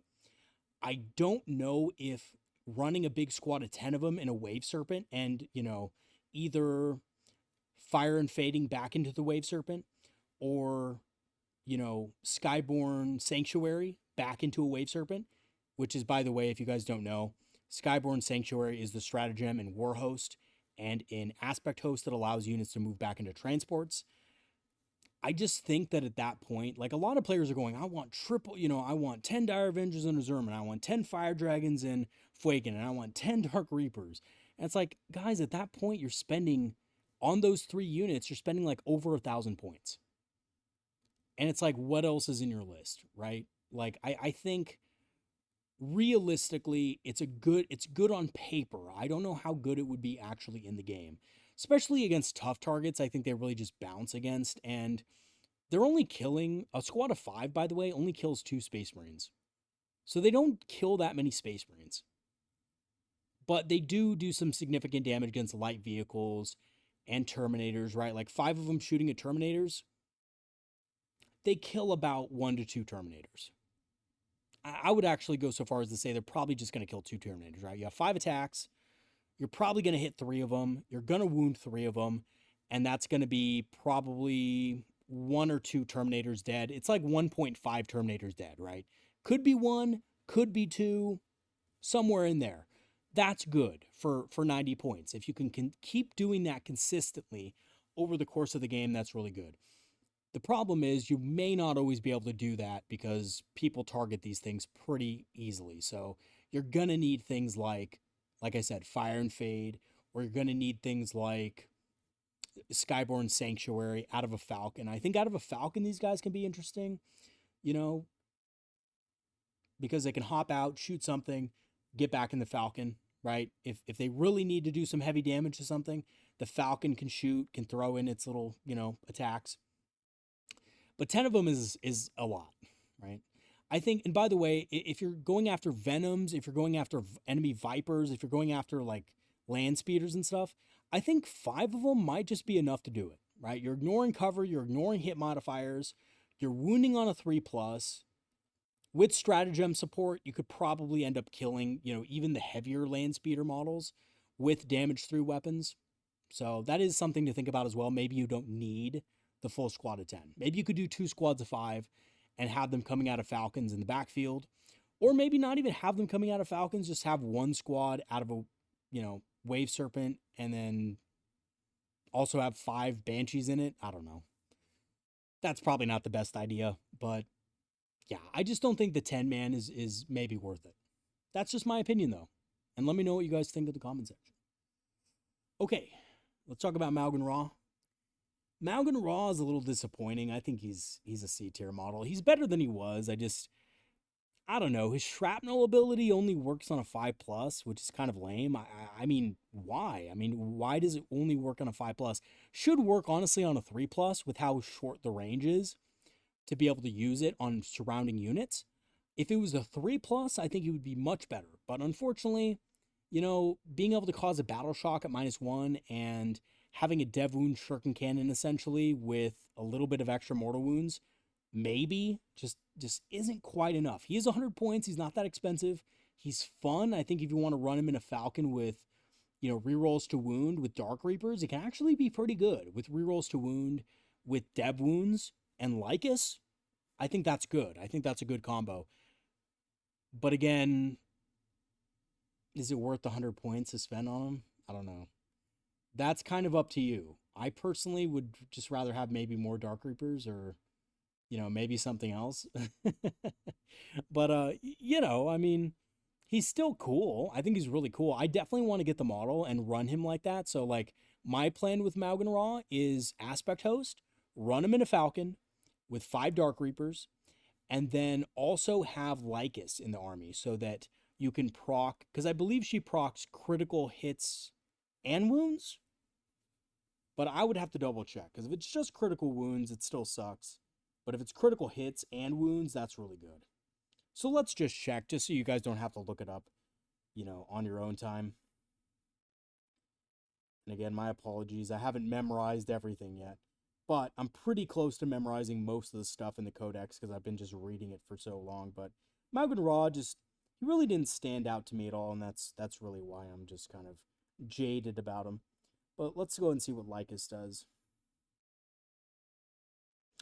Okay, so it's not going to work, unfortunately, because it's only critical hits. Sorry, guys. So Lycus, that combo with Lycus isn't going to work. But I will say Maugan Ra, maybe with sustained hits, with critical 5s, and then dev wounds is okay, right, with Lycus. So that could be a good combo. I'm still going to run it because I think it's fun. Maugan Ra, 5 Dark Reapers, Falcon, let's go. I think that's a good combo. But yeah, in general, competitively, I don't think he's that good. Okay, let's talk about the Avatar of Khaine. Avatar of Khaine, guys, a lot of you are going to disagree, probably. C tier. Oh my god, Proxy Hammer thinks the Avatar of Khaine is awful. You know, honestly, let me bring you through the reasons why I think he's just whatever, right? He is powerful in combat, he does a lot of damage, but what you really have to ask yourself is what his biggest weaknesses are, and if the Codex actually addresses those weaknesses. And it didn't. In fact, they made those weaknesses even worse because he's vulnerable to dev wounds. So, you know, that sucks. So he's still vulnerable to dev wounds. He does get battle focus now, but he's a big model. It's extremely hard to actually move this guy around. D6 plus 1 is actually not that easy to move the avatar from out of line of sight back in, and the avatar is kind of squishy now with toughness 11. So in general, I think it's a lot of points for a unit that doesn't have that big of a threat range and cannot kill his points worth without dying, right? So I think this guy realistically charges into something, kills it, and then dies against a competitive list. Grenades, tank shock, devastating wound abilities. We've seen so many mortal wound abilities come out of the Grotmus detachments. I just don't see any scenario where this guy doesn't die when he comes out. Now, what I will say is this. There might be an argument for him in Aspect Host because your Aspect Host is a very aggressive style list. You use this guy to boost advance rolls for things, at, you know, behind terrain where he's safe. And then in the late game, when your opponent can't do anything about him, you move him out, get primary, kill whatever you need to kill on objectives, and you use him very sparingly. Now, I think that's the best way to use him. Of course, though, I think maybe 2 Wraithlords might just be better bang for your buck, right? 2 Wraithlords comes in at 280. It doesn't have as much, they don't have as much power, but they're good at bullying things in the late game. And they can also trade for you in the early game. They're not so expensive to where if you lose it, you're going to lose the game. I think if you lose the Avatar of Khaine within the first couple turns, you're down a significant amount of points, right? So I'm personally not a fan of the Avatar of Khaine, but let me know what you guys think about him. I think the nerfs to him weren't as bad. Like, okay, so toughness 11 isn't that big of a deal, but when you put on top of the fact that he lost Strands of Fate, he lost his durability through that, there's a lot of mortal wound stuff in the game. He didn't gain to Feel No Pain, right? Like if he had Feel No Pain 5+, he'd be great. I'd say, yeah, take him. Toughness 11, but Feel No Pain. He's great. He has good durability against mortal wounds and everything like that. But because he doesn't have that really, it's just going to be hard to justify him in a lot of fast and aggressive lists. I mean, think about it. In a fast and aggressive list, what do you want to do? You want to have models hitting your opponent from turn 1 or turn 2, and you want to be just destroying a lot of what your opponent has in their army. And if you have 300 less points to work with that can't really do much in the first couple turns because it's going to die, then that's not that effective, right? That's not that effective of a strategy. So anyway, I think there's an argument in Aspect Warhost because he does hit really hard. But in my mind, I think you're better off concentrating on the Phoenix Lords and doing a lot of damage to their, you know, heavy hitters and stuff like that so that your other units can score in the late game. Okay, Ranger time. How have Rangers fared? Well, guys, honestly, I still think they're A tier. And here's why. Because Rangers, ladies and gentlemen, are one of those units that are super cheap. They're 55 points. They have a reposition ability, which is great, you know, especially with battle focus, because they do have battle focus. So you can kind of combine this if your opponent is not careful and just shoots like some random bolters at them. They may be able to survive in the first couple turns. So that's also really funny. So yeah, these guys are great at scoring objectives.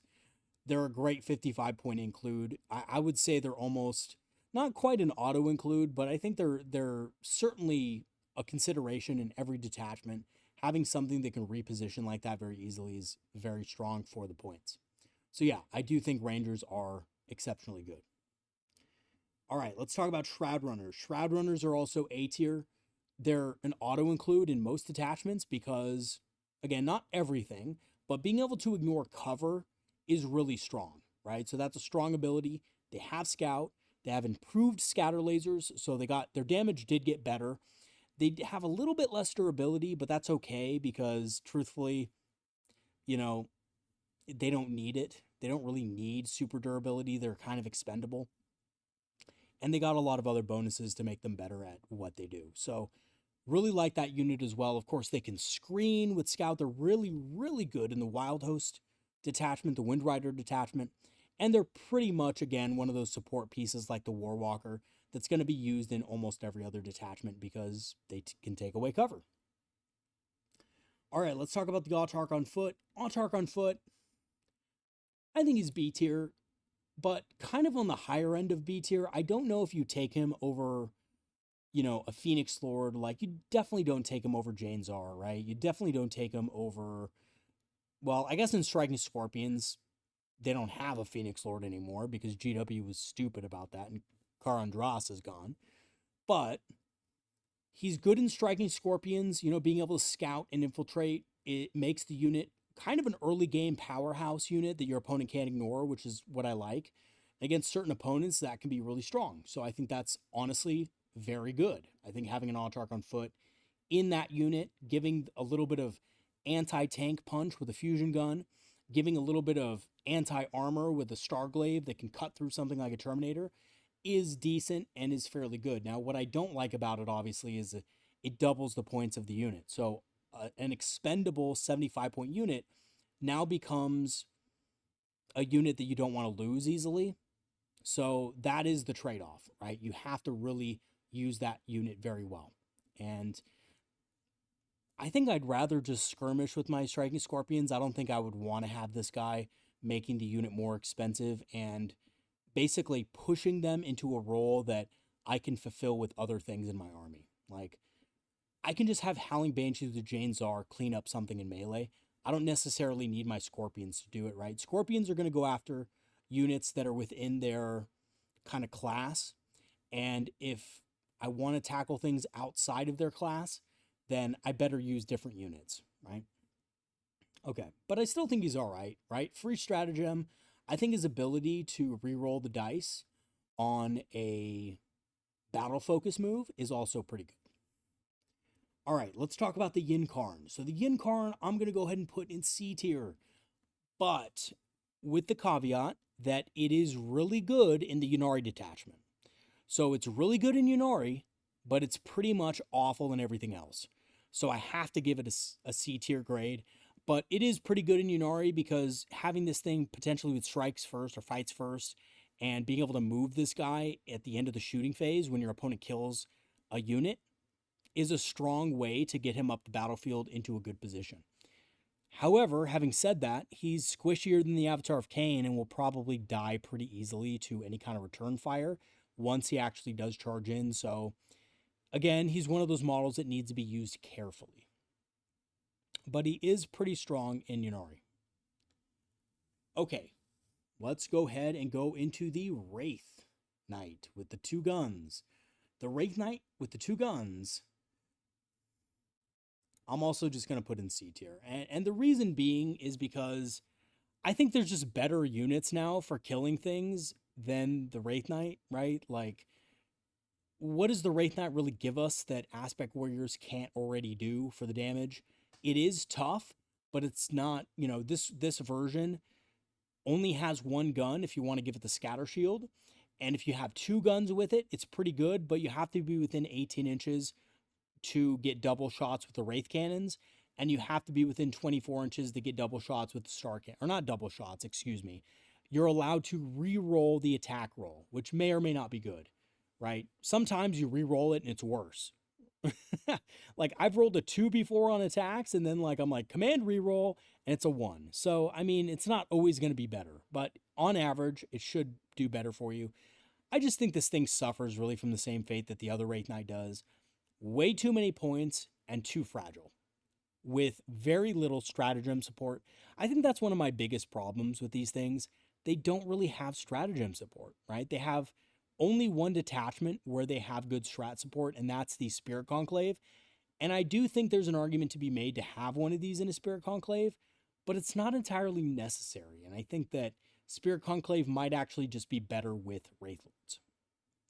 Okay, so Wraithknight discussion over. Oh, and by the way, contrary to popular belief, the Wraithknight cannot be targeted with Fade Back, even though it has battle focus, because Fade Back excludes Titanic units.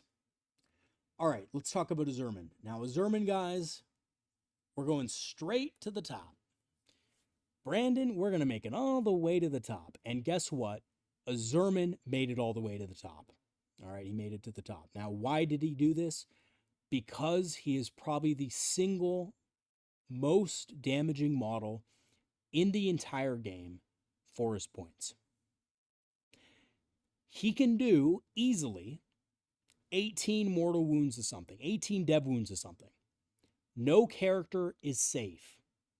No unit of infantry is safe. He can kill an entire unit of Terminators by himself with ease. He is an absolute monster. Now, he does this once per game where he gets, first of all, damage 3 on his weapons, dev wounds, and anti-infantry 3+. That's insane. But he's able to combine this with aspect tokens. He's able to get stratagem support for, sustained hits. He's able to get, sustained hits with Dire Avengers within half range of their weapons. He's just an absolute monster. He's also really good in combat with dev wounds and a strength 6, AP -3 sword with like 6 attacks. This guy is absolutely crazy. He's 135 points, but honestly, he either should be more points or they should kind of nerf his mini feat ability. I think it's way too good. Well, of course I'm going to use it, guys, right? We're all going to use it, but it is way too good. Come on, right? Like being able to annihilate a whole unit of Terminators like pretty easily once per game is not very fair, I think. I think probably what they should do is instead of dev wounds, they should just say anti-infantry 3+, and he gets -2 additional AP to his attacks. So your opponent is at the very least, getting invul saves, and I think that would probably be better in general, just for balance purposes. Yeah, just +2 AP. He's firing at -3 AP, so he's going to push you to your invul save, and if you don't have an invul save, with an additional -1 AP from a Warwalker or something like that, you're not going to get an armor save, right? I think that's more fair, and I think that's probably what it should be. Scrap the dev wounds, replace it with AP -2, call it a day. But yeah, Azurman's S tier, and until he's nerfed, he will be in every list. All right, let's talk about Swooping Hawks. Swooping Hawks are C tier, or no, B tier, excuse me. They're good, but they're not that good. I don't think they're auto-includes. I think you probably take, a unit or two of them in an aspect host because they get the rerolls once they hit, which is nice. They get the grenade pack, which can apparently be used multiple times in a game, or multiple times in a turn, so that's pretty good for layering mortal wounds on stuff. They do get lethal hits on their weapons. They do have good strat support in aspect host. They're really good in war host with Baharoth, like I talked about, but they're not really great in every single detachment. Because they lost Uppy Downy, I think they're probably just going to be an aspect warrior unit that's good in aspect host and war host, and you're not really going to see them in many other lists. And that's really where I think they are, right? They're a decent unit, but they're a little expensive for what they are, to be completely honest. And I think that's just probably because of the power that they have in aspect host, with the ability to have lethals, sustained, and ignores cover once per game. But maybe they wanted to limit the power of Baharoth when he comes down and just annihilates something with mortal wounds. Maybe the mortal wound ability is what's making them so expensive. I don't know. But they're a little bit too expensive to be action monkeys now for how, fragile they are. Okay, Lycus. Lycus is S tier. Let's not mess around with this. Crit hits on 5s with lethal hits or sustained hits is really strong, right? And this applies to a lot of things now. Shuriken cannons have lethal hits. Scatter lasers have sustained hits, right? You can really make a unit in the enemy army disappear just through weight of dice alone. And I really love that feeling. I love making my opponent roll like 50 wounds, right? And be like, okay, roll this many saves. And it's just so intimidating. And a lot of times, I know the dice sometimes say, like, oh, if you roll 50 dice, you shouldn't kill a full squad of Terminators. Guys, let me just say this. I've had so many instances in so many games where I've made my opponent roll that many saves, and they've rolled like 16 or 15 ones. Is it statistical? Not really, but it can happen, right? It's a dice game. You throw dice at people. Well, not literally. Obviously, you guys know what I mean. You make people roll dice, they will fail saves. That's just how it works. So being able to do that is really quite awesome. Being able to crit on fives, getting a bunch of sustain, bunch of lethal hits. Lycus is an auto-include in most armies because of that, and she's just really good in combat, right? Like 5 warp spiders and her just go around just messing stuff up. She's really good. And pretty cost-effective at only 120 points. Okay, next up is Warp Spiders. Warp Spiders is going to confuse a lot of you. I'm going to put them in A tier. I still think they're really good. I still think people are going to use them, even though Flicker Jump is riskier, because a 24-inch move is something you cannot ignore, right? Especially if you have an Ignores cover, AP -1, Torrent weapon, that you're going to need to screen out. And you really can't screen it out that well, and you can't overwatch this unit because Battle Focus allows you to ignore it on 1 unit per round, right? Well, technically, you could do it with 2 units, right? If you use 1 Battle Focus token in the assault phase as well, or in the combat phase, fight phase, whatever. But, yeah, just having a unit that can move 24 inches whenever it wants for a reasonable price point, 95 points, is something that's going to be really good still with secondary objectives. And yeah, I think people are going to take 2 or 3 units of these. I was thinking about it and I was like, is the mortal wound risk really enough to get people to stop using this unit? And I had to say, like, no, because even if this unit loses a warp spider on average, right? Rolls 5 dice, loses a warp spider, they can still score a secondary, right? They can still score a secondary objective. They can still get to the point where they're annihilating a light infantry unit. They can still shoot their way through scout units, right? Like a squad of scouts is going to be saving a 5+ against these guys. They can still kill a squad of scouts pretty easily. They can just move 14 inches if you don't want to take the risk, right? If you don't want to move the 24, if you don't have to move the 24, move 14. 12 inches plus 2 inches of battle focus will usually get you to the midboard where you can fire upon a unit that is going to be a scouting unit, and then you can just, basically be expendable from there, right? Or, you could just set these guys up to where they can overwatch something in your opponent's turn. So so here's the thing, right? Like, the thing about other Overwatch units is that they're either more expensive, you have to invest more in them, or you have to kind of combine different abilities together to make it work. But with this unit, you can place them in an area that's like overwatching an objective where you're behind a ruin wall. And if your opponent wants to go on that objective to score, right, to cleanse, for example, this is really funny. A lot of people will draw a cleanse within the first couple turns on their secondaries. Warp Spiders are great at just stopping this. They could just move up behind a ruin wall and say, okay, you can get on that objective, but I will overwatch your unit, and if your unit dies, unfortunately, you're not going to be able to cleanse it, right? So there's a lot of objective play with these guys. I still think they're super good. Do I think they're absolutely on auto-include in every single list? No, of course not. No, I don't think that at all. But I think they're super good, and I think most lists are going to run 2 or 3 units of them. I wouldn't even be surprised if people running Spirit Conclave were running a few of these units. Okay, let's move on to Fire Dragons. Fire Dragons, S tier. They're probably the only aspect warrior that's going to be S tier in this tier list. Hint, hint. Why? Well, guys, they reroll all hits, all wounds, all damage against vehicles and monsters. And with the new aspect token rule, they can just change a hit or a wound roll to 1. So it fits perfectly with Aspect Host or War Host, which are 2 of the biggest detachments. But they're also just good in pretty much any other detachment, right? Like, even being able to ignore cover, like, okay, in the Seer Council, right? They're still good because Seer Council has that ability so they can get, reroll, or no, sorry, it's ignores cover and -1 on critical wounds. So that's even really good for that detachment. They're just good in pretty much every detachment. And they're only 100 points. And they're doing insane damage, but not only that, they provide a home for Fuegan, and Fuegan is an absolute beast, and he's also obviously S tier.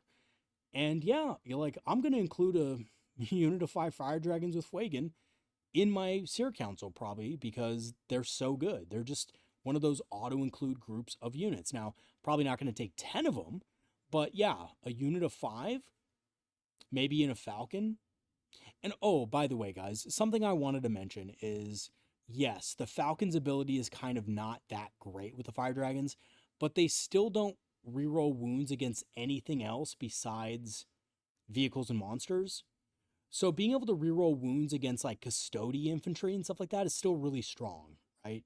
So if you're going into a matchup where your opponent doesn't have a lot of vehicles and you have Fire Dragons, at least if you have a Falcon, you're not just not rerolling anything, right? You at least still get to reroll your wound rolls, which I think is still important, right? Coming out of a Falcon, rerolling wounds against something that you're wounding on 3+ is still helpful. And it'll still help you get kills against really tough stuff like Custody Wardens and so forth. Okay. Let us go into the Falcon. So the Falcon, A tier, great transport, works the same exact way. It doesn't get the reroll to hit and wound with Battle Host anymore, but it gets battle focus so it can move faster and also, kind of fade back if it wants to once it gets shot. So it's an excellent transport. It's really good with combat units like Harlequins or Howling Banshees. Dark Reapers it's really good with. And it's also it's good with, a Zerman and 5 Dire Avengers. So there's a lot of units that really benefit from those wound rerolls still. It's probably not going to be as prominent as before because the Wave Serpent's good now, but the Wave Serpent and the Falcon are pretty neck and neck with how good they are. I think they're equally good with each other, I would say. Okay. Oh, and the Falcon can deep strike. So that's kind of interesting because especially now when you can rapid ingress and, you can bring out some Dire Avengers with the Zerman, it's just a lot more effective than it once was, right? Because Dire Avengers with the Zerman weren't that good in the Codex, but now, deep striking with 5 Dire Avengers Zerman might actually be a play in some lists. Okay, now I know this is kind of a repeat, but Warwalkers, I guess we could talk about Warwalkers in units of 2. They're going to be the same as a single Warwalker. I actually think most of the time you just take Warwalkers as singletons. You give them a Bright Lance. Maybe you give them a Scatter Laser just so you can make sure you hit so you don't miss twice. But personally, I think you probably still just give it 2 Bright Lances. On average dice, you're going to hit. And you can always use a command reroll. You can always guide the target. If the target is guided, the chances of you hitting increase a lot, by a significant amount. So I think you just run them as singletons with dual Bright Lances still. You'll probably have 1 or 2 of these in your list. If one is just not doing it and you want more reliability, then 2 of them are still good. If you want to, you can throw a Star Cannon on there to increase the chances of you hitting a little more, but that does decrease your anti-large by a bit. So, it is a trade-off, but I think most of the time you just give it the dual Bright Lances and call it a day. Yeah, the Warwalkers are good. Okay, let's move on.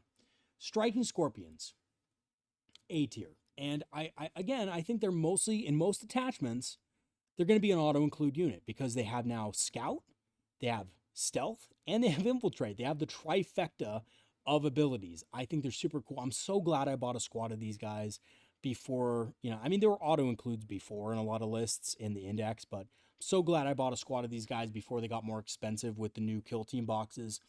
They are awesome. Being able to do that is great. Some people are complaining that they lost Dev Wounds. I'm glad they lost Dev Wounds. I think Dev Wounds was a bad ability on them for what they were supposed to do. They were supposed to be a skirmishing unit that was able to skirmish with other skirmishing units and get the advantage on them. And oftentimes they just didn't, right? Because they didn't have Scout. They didn't have a reposition ability. If you deployed them in an aggressive position and you didn't get first turn, you usually just lost your Striking Scorpions. So I think for 10 more points, having all of those extra abilities, plus having the ability to, do more damage against infantry that's, you know, kind of lighter armored, a 4+, or even sometimes a 3+ save with AP -1, is going to be way stronger than what they had before with dev wounds. All right, let's talk about the Harlequin Troop, and then we can go on to some of the Dark Eldar units here. So the Harlequin Troop is going to be A tier as well. They really got a serious glow up. Having dev wounds base, having the option not to take the Troop Master if you don't want to, but still have dev wounds, still have the ability to jump in and out of a Star Weaver to get more activations, having better fusion pistols, it's all contributing to better Quins. They're 10 more points, but they're way better. They're way, way better.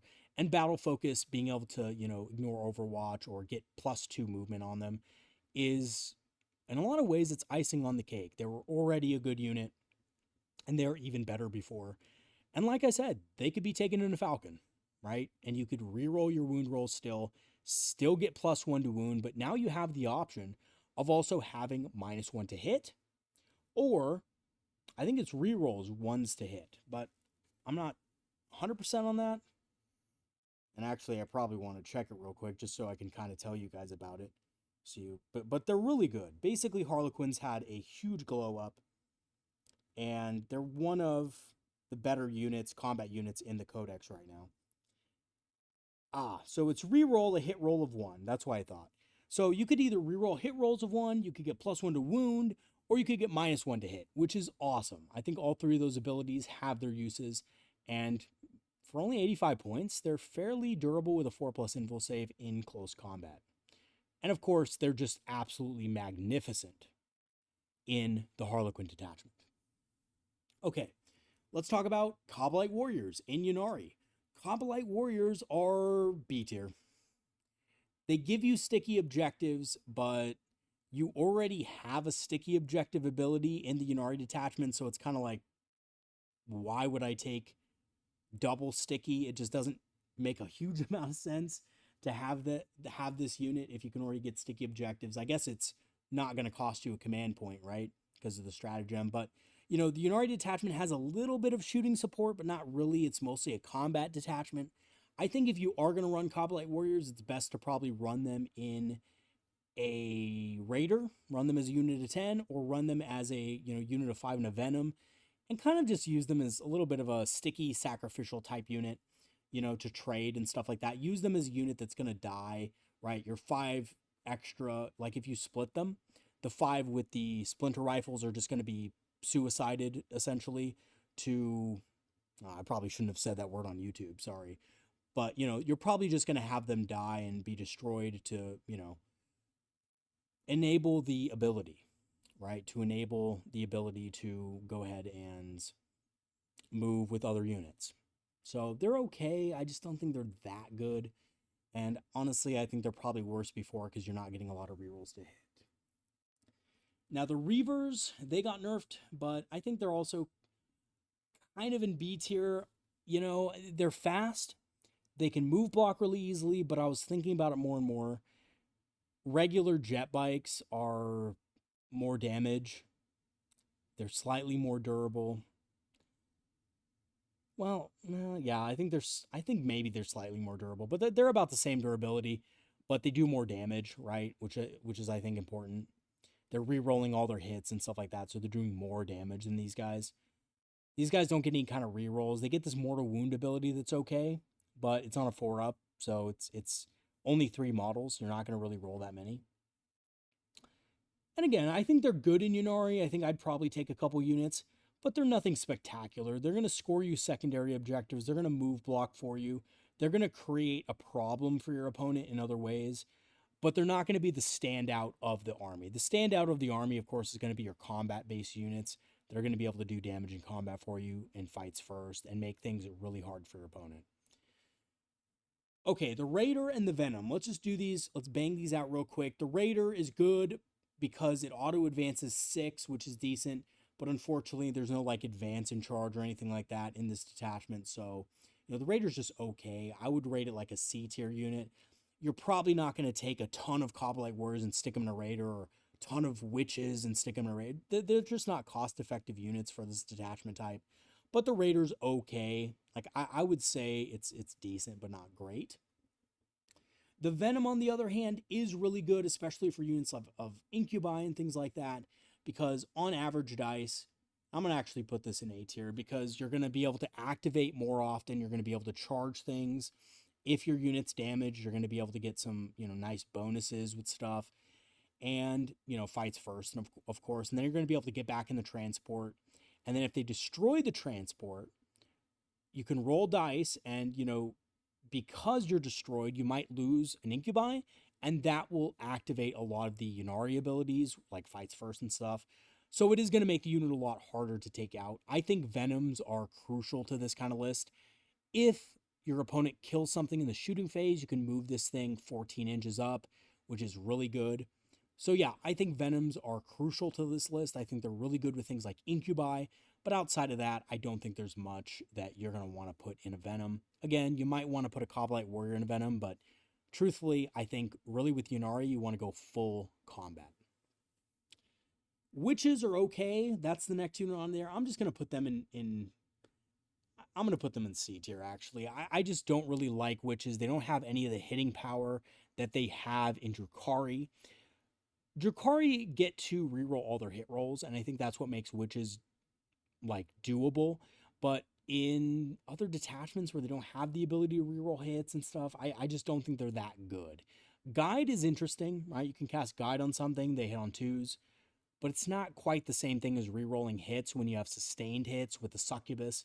And that's why I also have the succubus in D tier. It just doesn't really do much for the unit, right? Like, you're not able to like reroll a bunch of your hit rolls usually. And witches are just so fragile, they're probably just going to straight up die, and they're not going to be damaged, right? You want a unit to be damaged but not be completely killed. But a unit of witches, especially a big squad, is kind of like with a succubus and a raider. It's kind of a big investment for how easy they are to kill. Okay, lastly, we have Incubi, and they're going to be A tier because they're great in Ynnari. Obviously, you can't take them anywhere else, which is why I'm not kind of grading them on that basis that I would grade other units on. Like, a lot of my units in B tier, right, can only be taken in one detachment that's really good, right? Like Shining Spears and the Crimson Hunter, they're only superb in Aspect Host, and they're just decent in everything else. But Incubi can only ever be taken in Ynnari, so I'm not going to grade them on other detachments. Incubi are good, right? They're cheaper than Howling Banshees. They can potentially get strikes first, especially, if their Venom blows up and they get out and they lose a model, or you have the Visarch. They're just a strong damage dealing unit. They get rerolls to wound with Yvraine. They have a lot of synergy with those two characters. And I think you probably want to run a couple of units of these guys in your list, maybe 3 units even, because they're that strong. Now, you might be wondering, well, why not just take Howling Banshees? And I think the problem with the Howling Banshees in this list is there's not a lot that's going to allow your Howling Banshees to get back in the transport unless they're shot at, and the Venom allows them to get back in the transport after they're done attacking, which is what I think really kind of makes them so good. So because you can out-activate your opponent with a cheaper unit, Incubi are 75 points, I believe, Banshees are 90, that doesn't seem like a lot of difference, but, Incubi and Howling Banshees, believe it or not, Howling Banshees kill an average of 4 Space Marines without buffs. Incubi kill about 3 Space Marines without buffs. The difference is, in Ynnari, you're a cheaper unit, you're going to get to activate more often, and if you have those 2 characters in your unit, they're going to enhance the unit to a point where they're going to be able to do a lot more damage than their points would suggest. So I think Incubi are the obvious choice. And of course, you can't take Jain Zar with Howling Banshees in this detachment. So Incubi, fantastic unit in the detachment. I think actually Ynnari are one of the strongest detachments, actually, if you build them right and if you play them correctly. And I think experienced Aeldari players are going to really have a lot of fun with the detachment. And I actually think it's going to be one of the more OP ones at the end of the day. Okay, that's it for the tier list. Let me know what I missed. Maybe I missed something in here. I don't think I missed any units, but you never know. With so many Aeldari units, right? I know we lost a lot. I'm not going to do a tier list on any of the stuff we lost on Forge World. That's gone. That's out of the codex. I'm not going to do a tier list on Legends units unless it's a separate tier list taken outside of, the regular Codex units. I will talk about those at some point. I will do a tier list on Legends units, but not until later, because we do need to give them a little time until they actually move them officially to Legends, and we don't know what's going to be there or not, right? So we are going to do that. Let me know what you guys think of the tier list, what units you like, where the units are placed. If you agree with my choices, I think obviously some of the choices that I have here are a little bit low, right? Avatar of Cain, C tier, right? I mean, I know someone's getting mad at that already. Let me know in the comments section how stupid I am for saying the Avatar of Cain is a C tier unit. I just don't think he's that good. I think losing Fate Dice really actually did adversely affect the Avatar in a way that he's just not that good anymore. Give him Feel No Pain 5+, and I think he becomes good again. But until then, he's just not cutting it. He's just not cutting it. All right, guys, that's going to be it for today's video. Thank you so much for watching. I will see you guys next time. Check out my Patreon for additional content via our Discord. So if you want to join our Discord, it's totally free. You just need to become a Patreon member. You can just sign up for a free trial and get the, kind of Discord link if you want to. Of course, if you do support the channel, I would greatly appreciate that as well. I have a channel store page where I basically, kind of offering Eldar inspired apparel, I guess you could say, for, your local game store if you want to show off a little bit, show some of your Eldar pride off. And I have an Amazon affiliate link if you need to find some Warlocks, some, old combat patrols, anything like that that you want to get at a discount. I have an Amazon affiliate link that you can find those from.